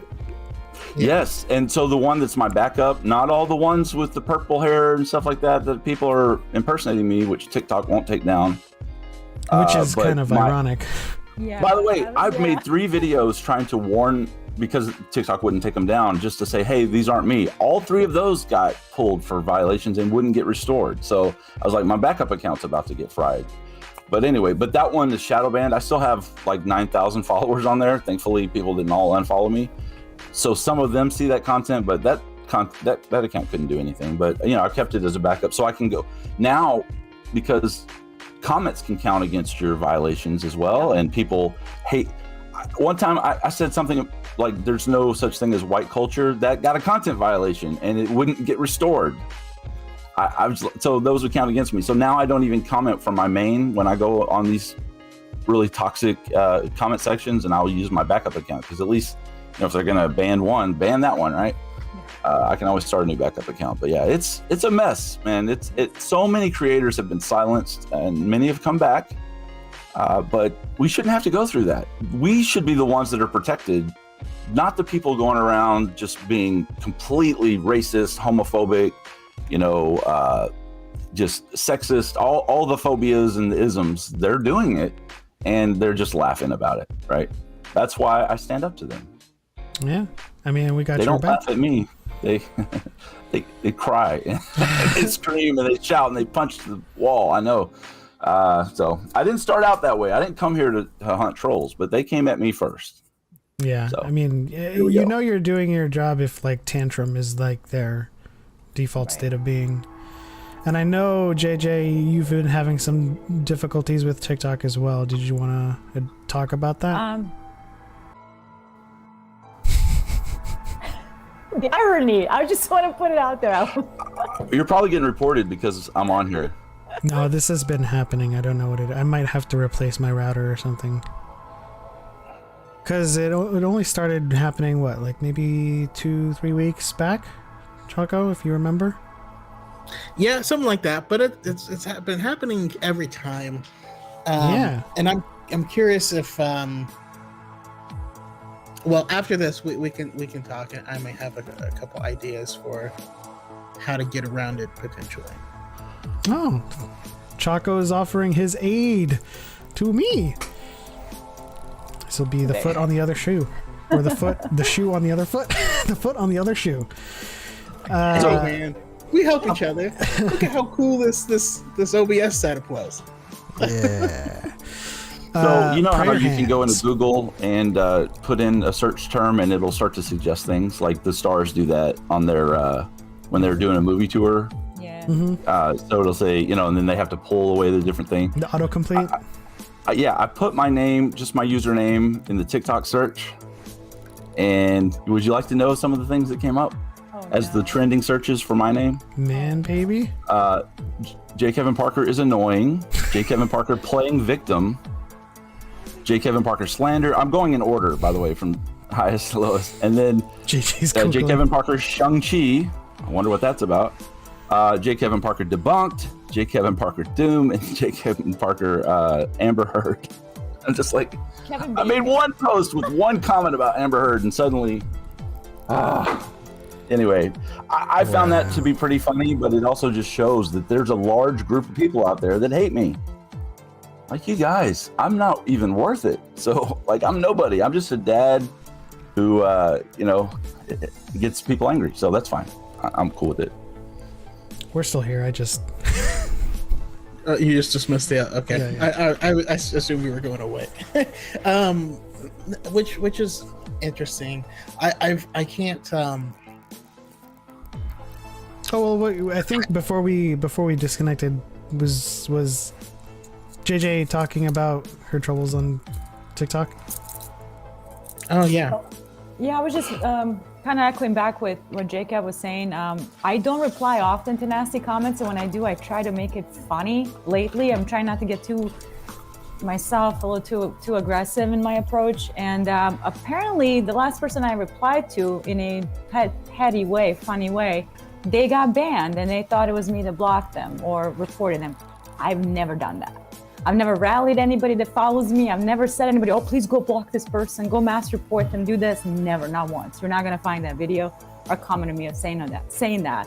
So I got tagged in this video of a child. This was a child, 9 years old, maybe, no older than 9 years old, trying to get people to mass report me because of this person that got banned for whatever reason. So, and I'm like, how is a 9-year-old allowed to just post unsupervised videos like this to rally people to attack other creators? I had nothing to do with the banning of that account that replied nasty to me. So that it was. They love to blame and project, right? By the way, there's a new, at least I think it's new reporting thing where you can, you know, say, you know, harassment, bullying, or whatever the reason is. This person that appears to be under 13 is now one that you can report on, and for their own safety. Like, if it's a 9-year-old, they should not be on the app. They're not supposed to. It's against the terms. But I couldn't believe it. I'm like, I have a 9-year-old. I can tell by the voice. This was a child dressed in a full Spider-Man costume, so you can't see the face, thankfully, saying that stuff. And I was just shocked at how easy it is just to kind of rally people. And I blocked it immediately. I don't want children anywhere near my contact. Yeah. You know what I mean? So I don't know what came of it. I don't know what's happening in that. I don't want to know. if my account goes, it goes, which is why I made Instagram, just so I don't lose touch with people that I've talked to on here. So kind of got a little scared, I'll be honest. And then all this stuff was happening to you, Jacob, and I was like, and I'm nobody. Like, I mean, I'm a smaller account. Like, but you know what I mean? Like I talk about everything. It's not just Star Wars. It's one of the topics I talk about. You don't attack anybody. Y'all are somebodies. You are definitely. You guys are definitely not nobodies. Yeah, you sound like Andrew Garfield. Dude, Andrew Garfield's the GOAT. I love that dude. The GOAT. The more I hear him in his interviews and stuff, he's just so humble. I love that dude. Like, he's still cool. Character. He seems like a really genuine good guy. But you know, JJ, you don't attack anybody. Now you've told people, you know, you can get out. There's the door. I don't care. If you're gonna have this energy, I'm gonna block. Like, you've warned everybody. If you're gonna come at me with this way, I'm just gonna block you. You're done. And they still come at you. Correct. And they accuse me of, like, you don't want to hear other opinions. You don't want to do this. And what if I don't? That's your problem. First off, yeah, exactly. It's your choice because it's your page. It's my page. If you want to make your own content, do it. Like, you have all this energy coming in mind, like trying to convince me. Like, I've changed my mind about different things. This isn't the way to change my mind, by the way. You know what I mean? Right. Come in writing whole essay in my comment section. Like, use that energy to make your own content. You know what I mean? So that's a classic bad faith argument that says, oh, well, you don't want to hear, you know, my opinion. Classic. They're the ones that, you know, they're the, like, cancel culture is so awful. They're canceling everybody. Like, they're cancel culture. It's them. It's not us. Literally got canceled. Yeah, I'm not trying to go out there and make people's accounts go away unless, you know, they're actively trying to pursue children and things like that. There are some I have gone after that way. Right. But none of this stuff is to that level. But it's like trivial. They're trying to silence us, but they hate cancel culture. Right. Sure, buddy. So accuse me that I've never rallied anybody. If I see a channel or an account endangering people, kids, or talking about things that are illegal, report, mass block. But like nerd stuff, this is all trivial. I'm having some fun with it. Yeah, I get a little petty, but I'm matching your energy. Like, you came into my comment section with that kind of a negative attitude. Why should I just tolerate you? But after my little debacle a few days ago, and I have kids tagging me in their videos, which was terrifying to me, we're done. If I sniff out bad energy, just sniff it. You're done. We're done. Yeah. I don't need to tolerate it. I'm too old. I ignore my mentions now because of it. So if any of you mention me in a video, you may have to message me because I don't even look at it because it's so like. Same here. And mostly it's little punks, you know, whatever. But sometimes it's pretty big creators that come at me, and I'm just like, I don't even feel like responding to you. I don't want to acknowledge that I think you're that important, honestly.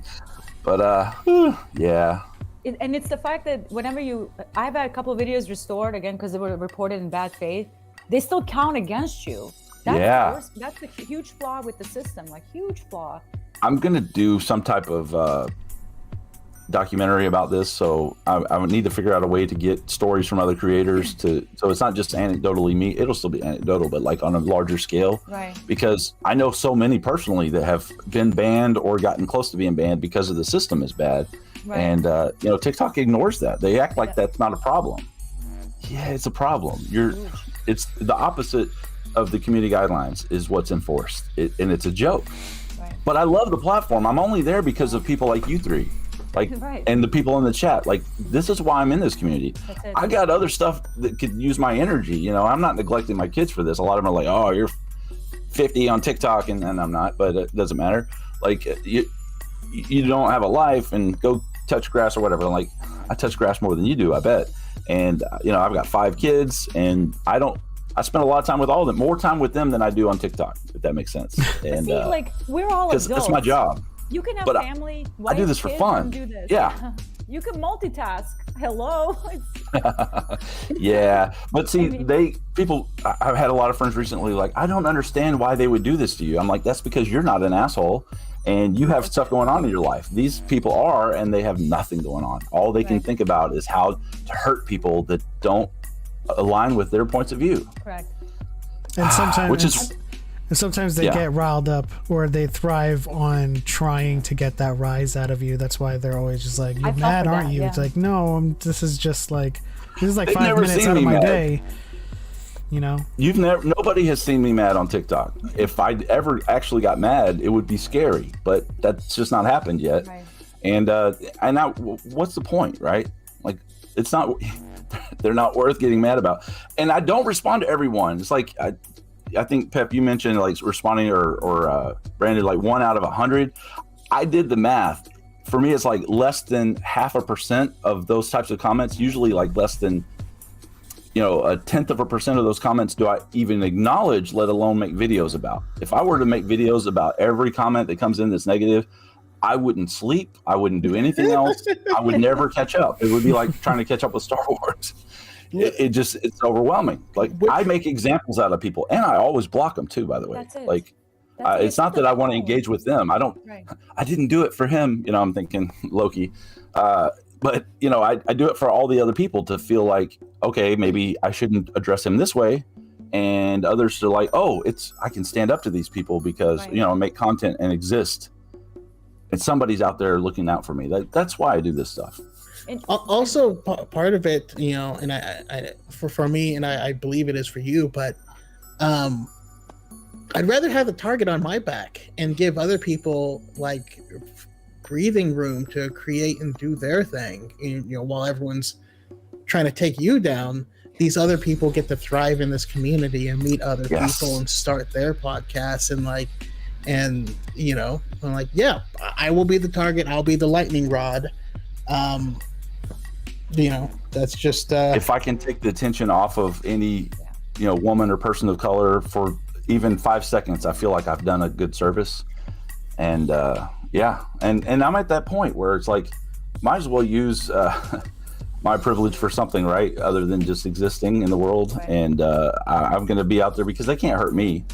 But I've also not been put through the ringer all my life. I don't get stopped by the police because of my skin color. I don't get not trusted at work in technology because of my gender. There's a lot of things I don't have to deal with. Right.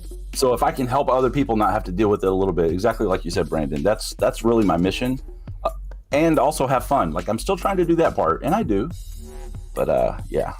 Also, sometimes dunking on someone's fun. Oh, it's so fun, man. It's so fun. I ain't gonna lie. I think I can count on my finger. I think I can count on this hand how many times that I've truly lost it.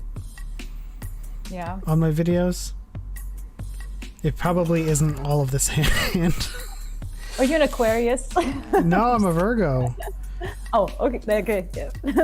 I don't know. I just like when it comes to Star Wars lore, I'm always so heavily based in fact that I really don't have to be argumentative or overreact. If someone says something wrong and I'm like, this is wrong. This says that you're wrong. So that's you can't all make really me mad. I'm not saying anything. That's really funny because I'll get people like, I don't agree with what you said. And I'm like, you don't agree with what? Like what part? Elaborate. Like, I can't. Like, I didn't say anything. I just said in this book, this is what this says. Yeah. But when you analyze something like through like a media lens and which is what I like doing. Like I like taking a piece of something and analyzing it through a different lens, my own lens. It's like you can't come into my comment section and be like figuratively, literally, factually, objectively. No, and stop. We're not doing this. I'm not saying you need water to drink. That's a fact. I'm saying this is bad narration because of these reasons. That's just objective opinion, and it's fine. So it can be a little rough. I'm not gonna lie, especially lately. I was gonna say, JJ, the only thing I've ever seen you bully is Rise of Skywalker. It's been a while, and I'm it not has going been to a do while. it anymore. And I will not be doing that anymore. It's tasteful, though. Well, and you're passionate about it, but I get it. Like, and it's okay. You're my go-to example on that particular movie. I love that movie. I think it has flaws, but I'm totally fine with you not loving it. And you've made me think about some things that I wouldn't have thought about earlier because of my own biases and stuff. So, we're cool. Like, people don't get that. Oh, yeah. I like one of the comments that I just had in a video is like, you shit on anybody that doesn't like Rey Skywalker, or they won't say Rey Skywalker, just Rey. Like, I've never done that. I've literally, show me one video. Citation They're not needed. going to be able to. And Right. and that's why we bet the money, because it's funny. I took that, from you, Brandon. I love, like, I've done the $50 thing. Like, I will Venmo you $50 if you can find that video. But my $50 isn't going anywhere. But I promised myself I'm gonna take it easy on the Rise of Skywalker critique, because it invites the entire sequels are terrible discourse. Oh, yeah, you're an Unfortunately. ally suddenly, right? Correct. Yeah. And like, if I make a critical video on The Last Jedi because there are aspects of the movie I don't like, which I love that movie with passion, some things I don't like, it invites the discourse I don't want. Like, no one is gonna be talking about the things I'm talking about. It's like, sequels are terrible. Done. We're done. Yep. That's the unfortunate side effect of it. I mean, it is you're using your platform to talk critically about the Rise of Skywalker, and that's a valid video to have. You know, you're not going to someone who is celebrating Rise of Skywalker and bashing them and dragging them and being disrespectful. You're using your own Never video. once. That is your video to be critical. And just unfortunately, those people will latch onto the smallest thread and just kind of, use that as a launching point to just say they aren't canon or something. And Correct. It's just, we're not talking about that. Right. Well, look, the last video I posted was Sam Witwer breaking down Kenobi Maul duel on Tatooine. All of a sudden, comments are pouring in. Now, this is Star Wars. Not the sequel garbage. This is I'm like, wait a minute. I posted this because it's a really good breakdown. It's interesting. Sam Witwer is awesome. Did I invite you to talk about sequels? Oh, you mean how Anyways, Dave Filoni explained it to him? Right? I mean, every time. He's very But animated the way he that's does still a this. Disney show. Yeah. And that's why I laugh. I guarantee those people have crapped on Rebels at some point, but then suddenly it's their guy. They're like, because he said some things about Luke and the Last Jedi and whatever. That's fine. He's That's entitled to his his opinion. right. But the things they latch onto, it's baffling how self-unaware these people are, right? Like, where are their parents or teachers or like parole officers? I mean, I don't know. Like, who's helping them? Legacy of Naboo, we're not dragging Sam Witwer at all. No. No. That's fine. I think I wouldn't have said some of the things the way he said it as somebody who would want to still be employed by Lucasfilm. True. But you can still be critical and not be a complete jerk or whatever. But I've got nothing against the guy. He's an amazing actor.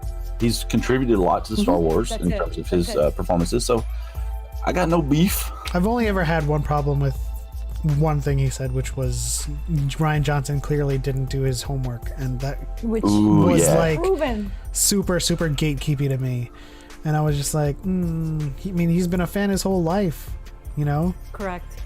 Yeah, I've watched the director's commentary twice, listened, for that movie, and that dude knows Star Wars. I mean, there's not many people that could say that they know it better than Rian Johnson. You may not agree with his interpretation, Correct. but he did his homework. Yeah. And he pulled receipts. I remember when the movie came out and people were coming, what is this? Why did you do this? And he's like pulling out Jedi texts and pulling out some canon and legends books. He's doing all of these things, but it didn't matter. And this came You from heard George it from Lucas. one Yeah. But you bullied Lucas out of his own Yep. movies in the 90s. Now Yeah. he's God. Like, pick a lane. What are we doing here? and that's my thing is just the inconsistent struggle. And so like I think particularly the Kathleen Kennedy hate is hilarious to me, because you're like, she was EP on Gremlins and Goonies and Indiana Jones, and they're like Jurassic Park. Yes. and Tiny Toon Adventures and The Sixth Sense, and you're like, yeah, but she didn't do anything on any of those. She was the projects. secretary. I've actually heard that. You're like, Oh, God. okay, so misogyny so at all? If I can list like 70 projects, and every single one that you like, she did nothing on. But these 4 that you don't like, she wrote and starred in, and every part of it. Like, is that truly what you believe happened? And like, do you know how I know they're stupid when they're like, why don't they hire Dave Filoni and fire Kathleen Kennedy instead? They have no idea what those people do in their jobs. Correct. Google positions within creative process. What a producer is, what a storyboard is. To me, the moment I see that, two brain cells fighting for the third spot. We're done. Nope. Lots of people just, in that age group particularly, probably don't know, the dichotomy between producers and creative, which is something you would know about, like, if you were in any kind of workforce.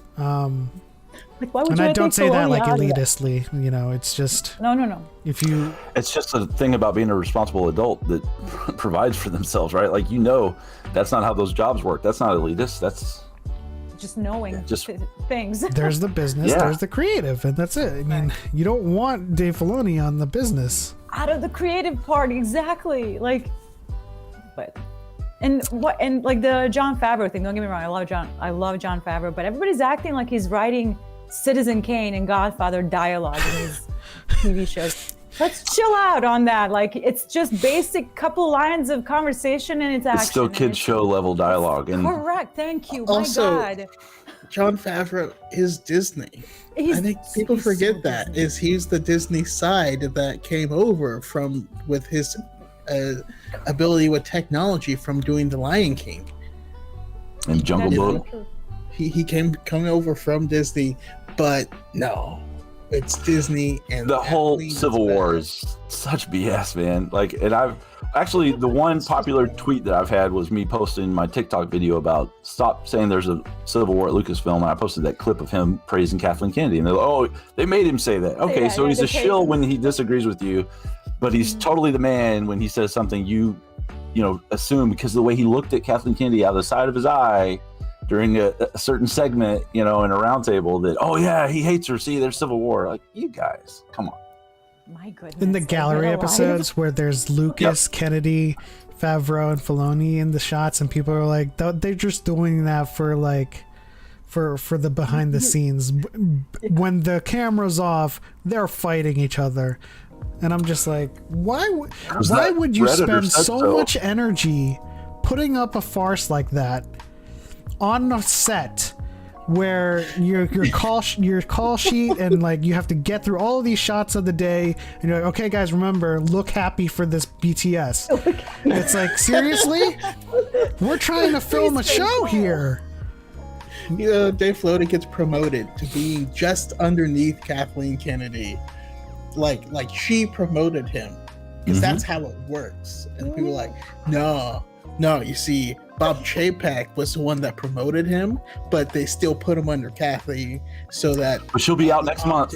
Should look good, but they declawed that cat's fangs or whatever, and you're like, that sentence doesn't make any sense. First of all, I've had that sentence said to me. Yeah.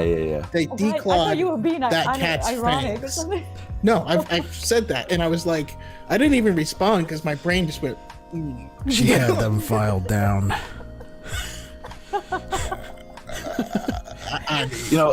Whenever they come out of the woodwork, I just go, fuck. Dave Filoni's always done animation, and when he wanted to jump into live action, he went to his boss, right? And she put him with Rian Johnson and the sequels so that he could learn live action from those guys. And they don't want to admit that he had anything to do with The Last Jedi. Well, Pablo Hidalgo went on the Star Wars show back then when it was happening and was talking about how they all collaborated and how, like the story group and Rian Johnson and Dave Filoni, and they were like, oh, what would be really cool is if we had something, because the Battlefront 2 game is coming out. And so the people in the Battlefront 2 game were like, oh, we have this hyperspace compass. And so they called Dave Filoni. Dave Filoni sketched it out so that they could make it, so that they could put it, and then called up Rian Johnson so that he could write it into The Last Jedi. Like, all of them are working together on this project. And I just don't get it. So But Enjoy Star Wars, people. Yeah, Legacy of Naboo asks, go ahead, JJ. No, I interrupted you. I apologize. I'm sorry. I mean, yeah, go ahead. You're a guest. I was just going to say, to kind of echo what Choco was saying, if you look at the episode with Luke and Grogu in the Book of Boba Fett, that whole episode has such a Ryan Johnson feel to me, with the wide shots and very sort of slow moving elements to it. To me, that screamed the cinematography, the textured feel of it, to me screamed Last Jedi cinematography. I don't know, because I know Filoni has been influenced by him and has been taught by him. He has said it, and I should make a video on that with that quote and just watch people disintegrate. Well, I enjoy that. But yeah, to me correct. To me, that episode just screamed The Last Jedi. Even in the natural 20 and advantage.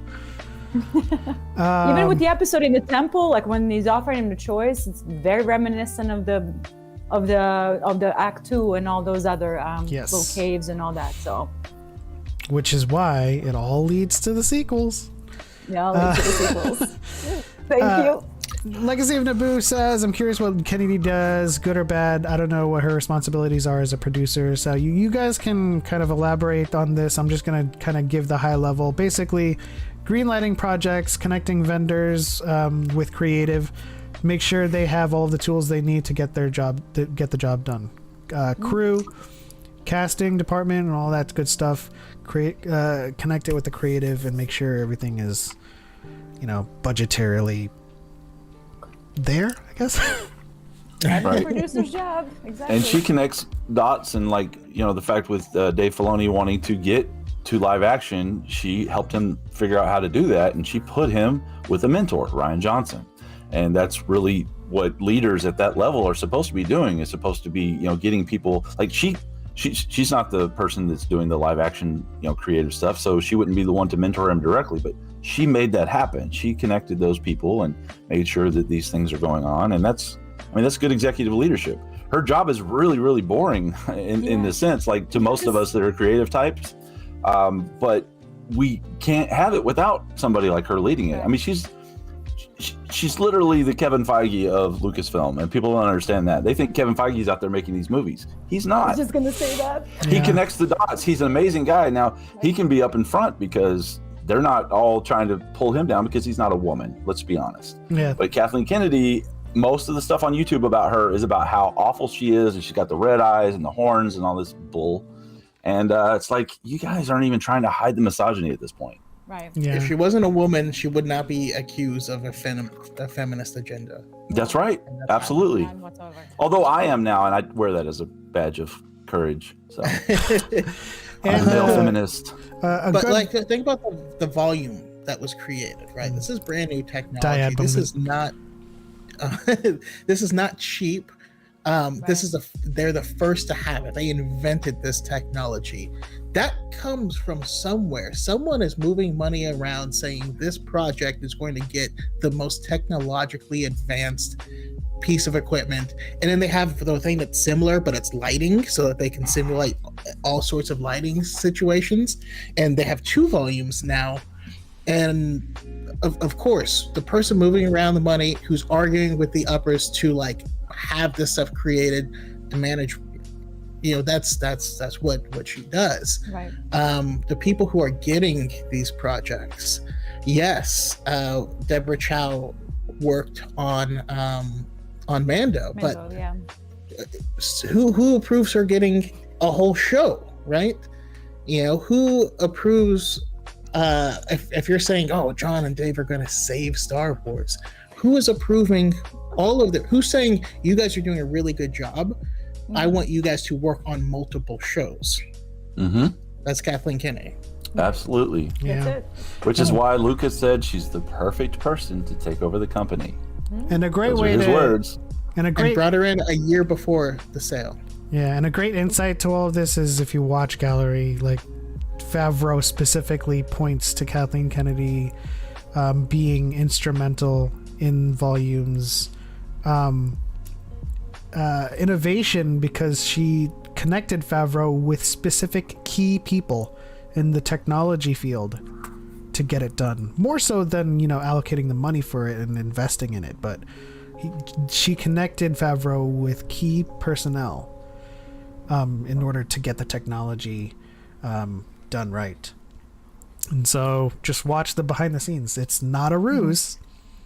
They do that stuff for your information only. Everything that I don't agree with is propaganda. Let's just say, if you think Kathleen Kennedy is that bad and George Lucas is that bad, for that matter, they wouldn't be able to put on such a grand acting performance if it was propaganda. Right? They're not great actors, so clearly they're friends. Yeah. And they don't need to prove anything, number one. They don't need to come out and be hugging each other and to prove, no. They're grown people with a lot of money and a lot of influence trying to make projects happen. That's the end of it. This speaks to the good, some are not. Mis and disinformation with all these YouTubers who have monetized people's idiocy. Yeah. Right? Like, they realize I can spout whatever in front of a camera. As long as I'm hating on something that people are mad about, I'll get money. And that's the next phase of my own mission, is I've got to take on some of that. And I want to echo you on the YouTube thing. Like, if I go back when Force Awakens came out, like, I got red pilled hard in some of those YouTube comment sections. It's that easy. You know what I mean? So to me, that was a case study for myself to monitor my comment section, to moderate what's going on. What am I inviting? What kind of an echo chamber am I creating? If it's just going to be one voice positive echo chamber, then let it be. If it's just this movie is great and I see that comment repeated 50 times, I'm okay with that. I am perfectly okay with that. I don't want to create that kind of environment that I got sucked in years ago. So that's just a learning experience for myself. Those YouTube comment sections are awful. Like, yeah. I feel like in 100 years, when people start to excavate some of the information from our age, and if they go to those comments, they're gonna be like, how did the humanity ever survive this? Like, correct. These people were terrible people. But even, as much as I am about, exposing disinformation and misinformation, I do that in my career as well.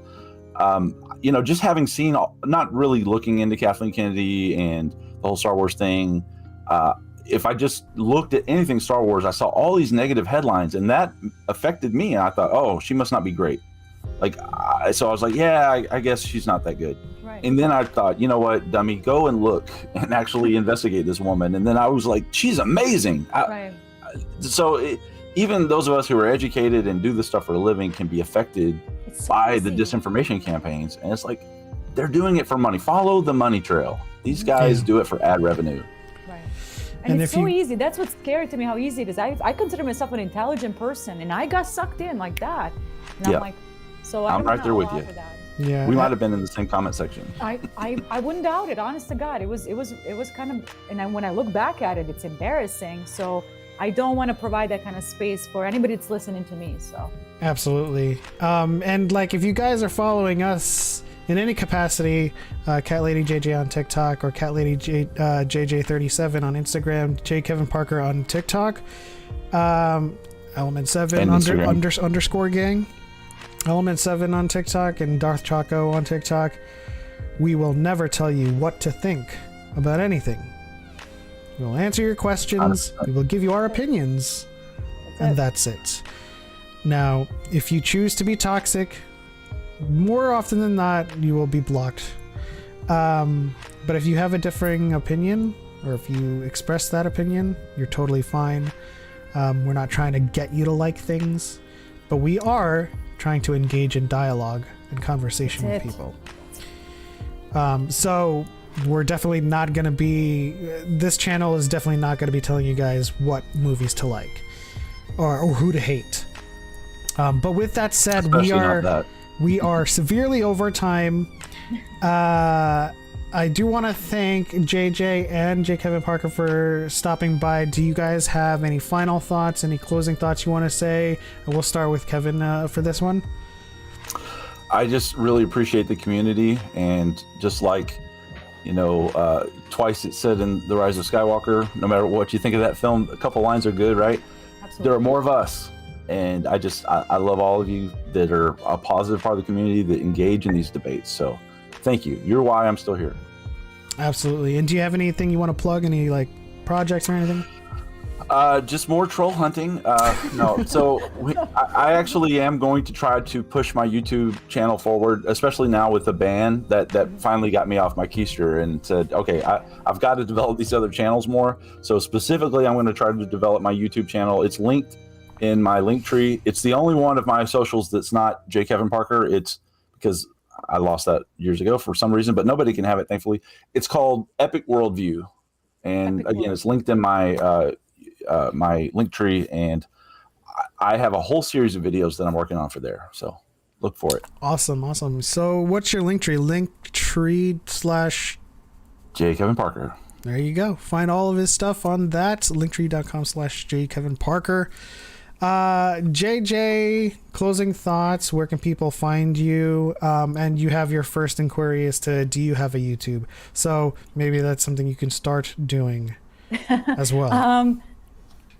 First of all, thank you for having me on the show and everything. Like, I'm glad that we could make it work. I've been like wanting to do this with you guys, so I'm super happy. And you guys are, again, I'm just gonna echo Jacob here. I got so scared that it's gonna all be gone the other day, and I'm like, I'm gonna lose connections with all these great people. A lot of cool conversations I've engaged in. Like, that would really suck. That would really, really suck. So it got me really kind of introspecting a lot. So that's why I kind of made that backup Instagram account, because if TikTok is gone, I'm done. I can't do that, build that kind of audience again. I just don't have that kind of. We can help you, niche enough. but let's hope you don't. We would have your back, but if you did choose to, you did choose that path, we would stay connected. It's not just these bonds are not as flimsy as the platform you choose. Right. So. Very well said. I completely agree, and it just showed me, like, when that happened and people reaching out, it was nice, and it kind of made me like, this is why I make and talk about the things that I talk about. So it's just like I've always been so alone in all of my nerd fandoms and all that stuff. Like, my sister wasn't into it, my friends weren't into it, boys I dated weren't into it. It was just me and completely alone, like reading fan fiction and looking up pictures online, and that was the end of it. Now it's like this whole community, and it's just, I've never felt better about myself and about my hobbies. So that's all I can say. Absolutely. So thank you guys for existing and doing what you do. Thank you guys for existing as well. Thank you guys for being who you are, for coming onto the show. Again, it's at catladyjj on TikTok, catladyjj37 on Instagram, jkevinparker on TikTok, and linktree.com/jkevinparker to find his Epic Worldview YouTube channel. If you guys aren't following them, please do so immediately. Choco, do you have any final thoughts? Any closing remarks? I love all of y'all. I appreciate, being able to have these conversations. I love how we even got Connor in the chat here. Jordy Jedi just started a new channel and a new podcast himself. Just more people who are positive, who are talking this stuff. That's amazing. That's the best. Yeah. Keep it going, everyone. Keep it going. Absolutely. And with like the entire community becoming creators, having their own podcasts, there's so many podcasts out there for you guys to, awesome. If you have any free time, any downtime in your day, to please support the Podwans podcast. They fly now, Beings of the Galaxy, all of which can be found wherever your casts are pod. Let's see. Help me out here, Choco. Just jump in. We have the Conspiracy Cantina. We have Two Black Community. Yes, already that. Let's see. We have Kenny's podcast he has on TikTok. They just announced today. Let's Talk Geeks. Beings of the Galaxy. Right. And of course, High Ground. Why don't you, why don't you plug High Ground for next week? Do you have any details on what's coming up for you?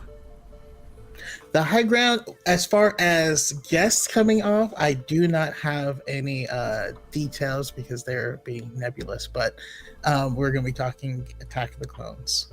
Ooh, that's a gonna good be an one. interesting one. You should do Attack of the Clones, but My Yoda favorite. is evil. But I love it still. Ooh. I've grown to love it more over the years. Do Attack of the Clones, but Yoda is evil, and then just explain to people, if Yoda was evil, we would not have a saga. Yeah. Huh. He'd just kill everybody. He would be too I will also powerful. spend time hiding from more versus content because I made one goddamn video and it's still going. Yeah. Even when I made a year ago, it's still going. It's so fun to you. One year ago, it was Darth Vader versus Doctor Doom, which is Mhm. not a fair fight at all. But I still have No. people arguing in that comment section. And then That's recently, hilarious.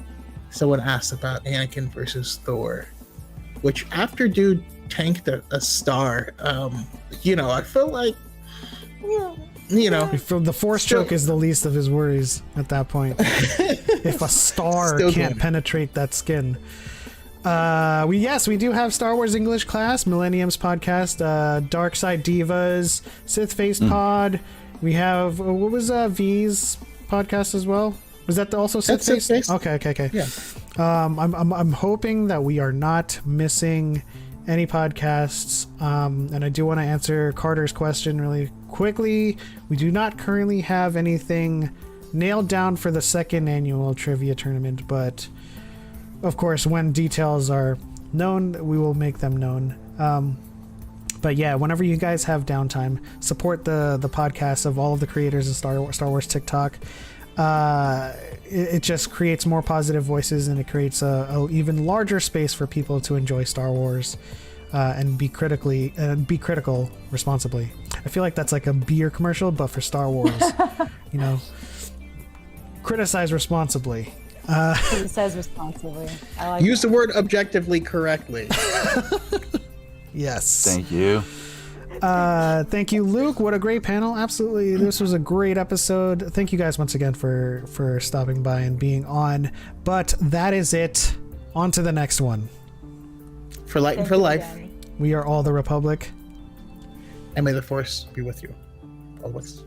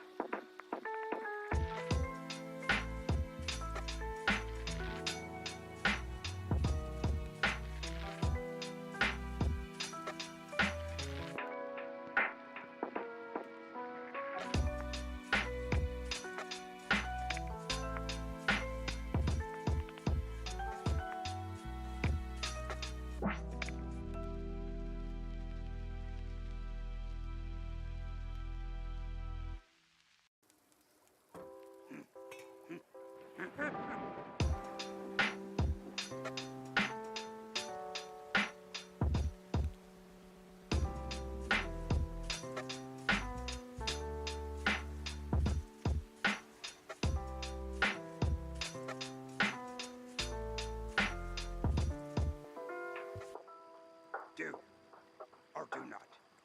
There is no try.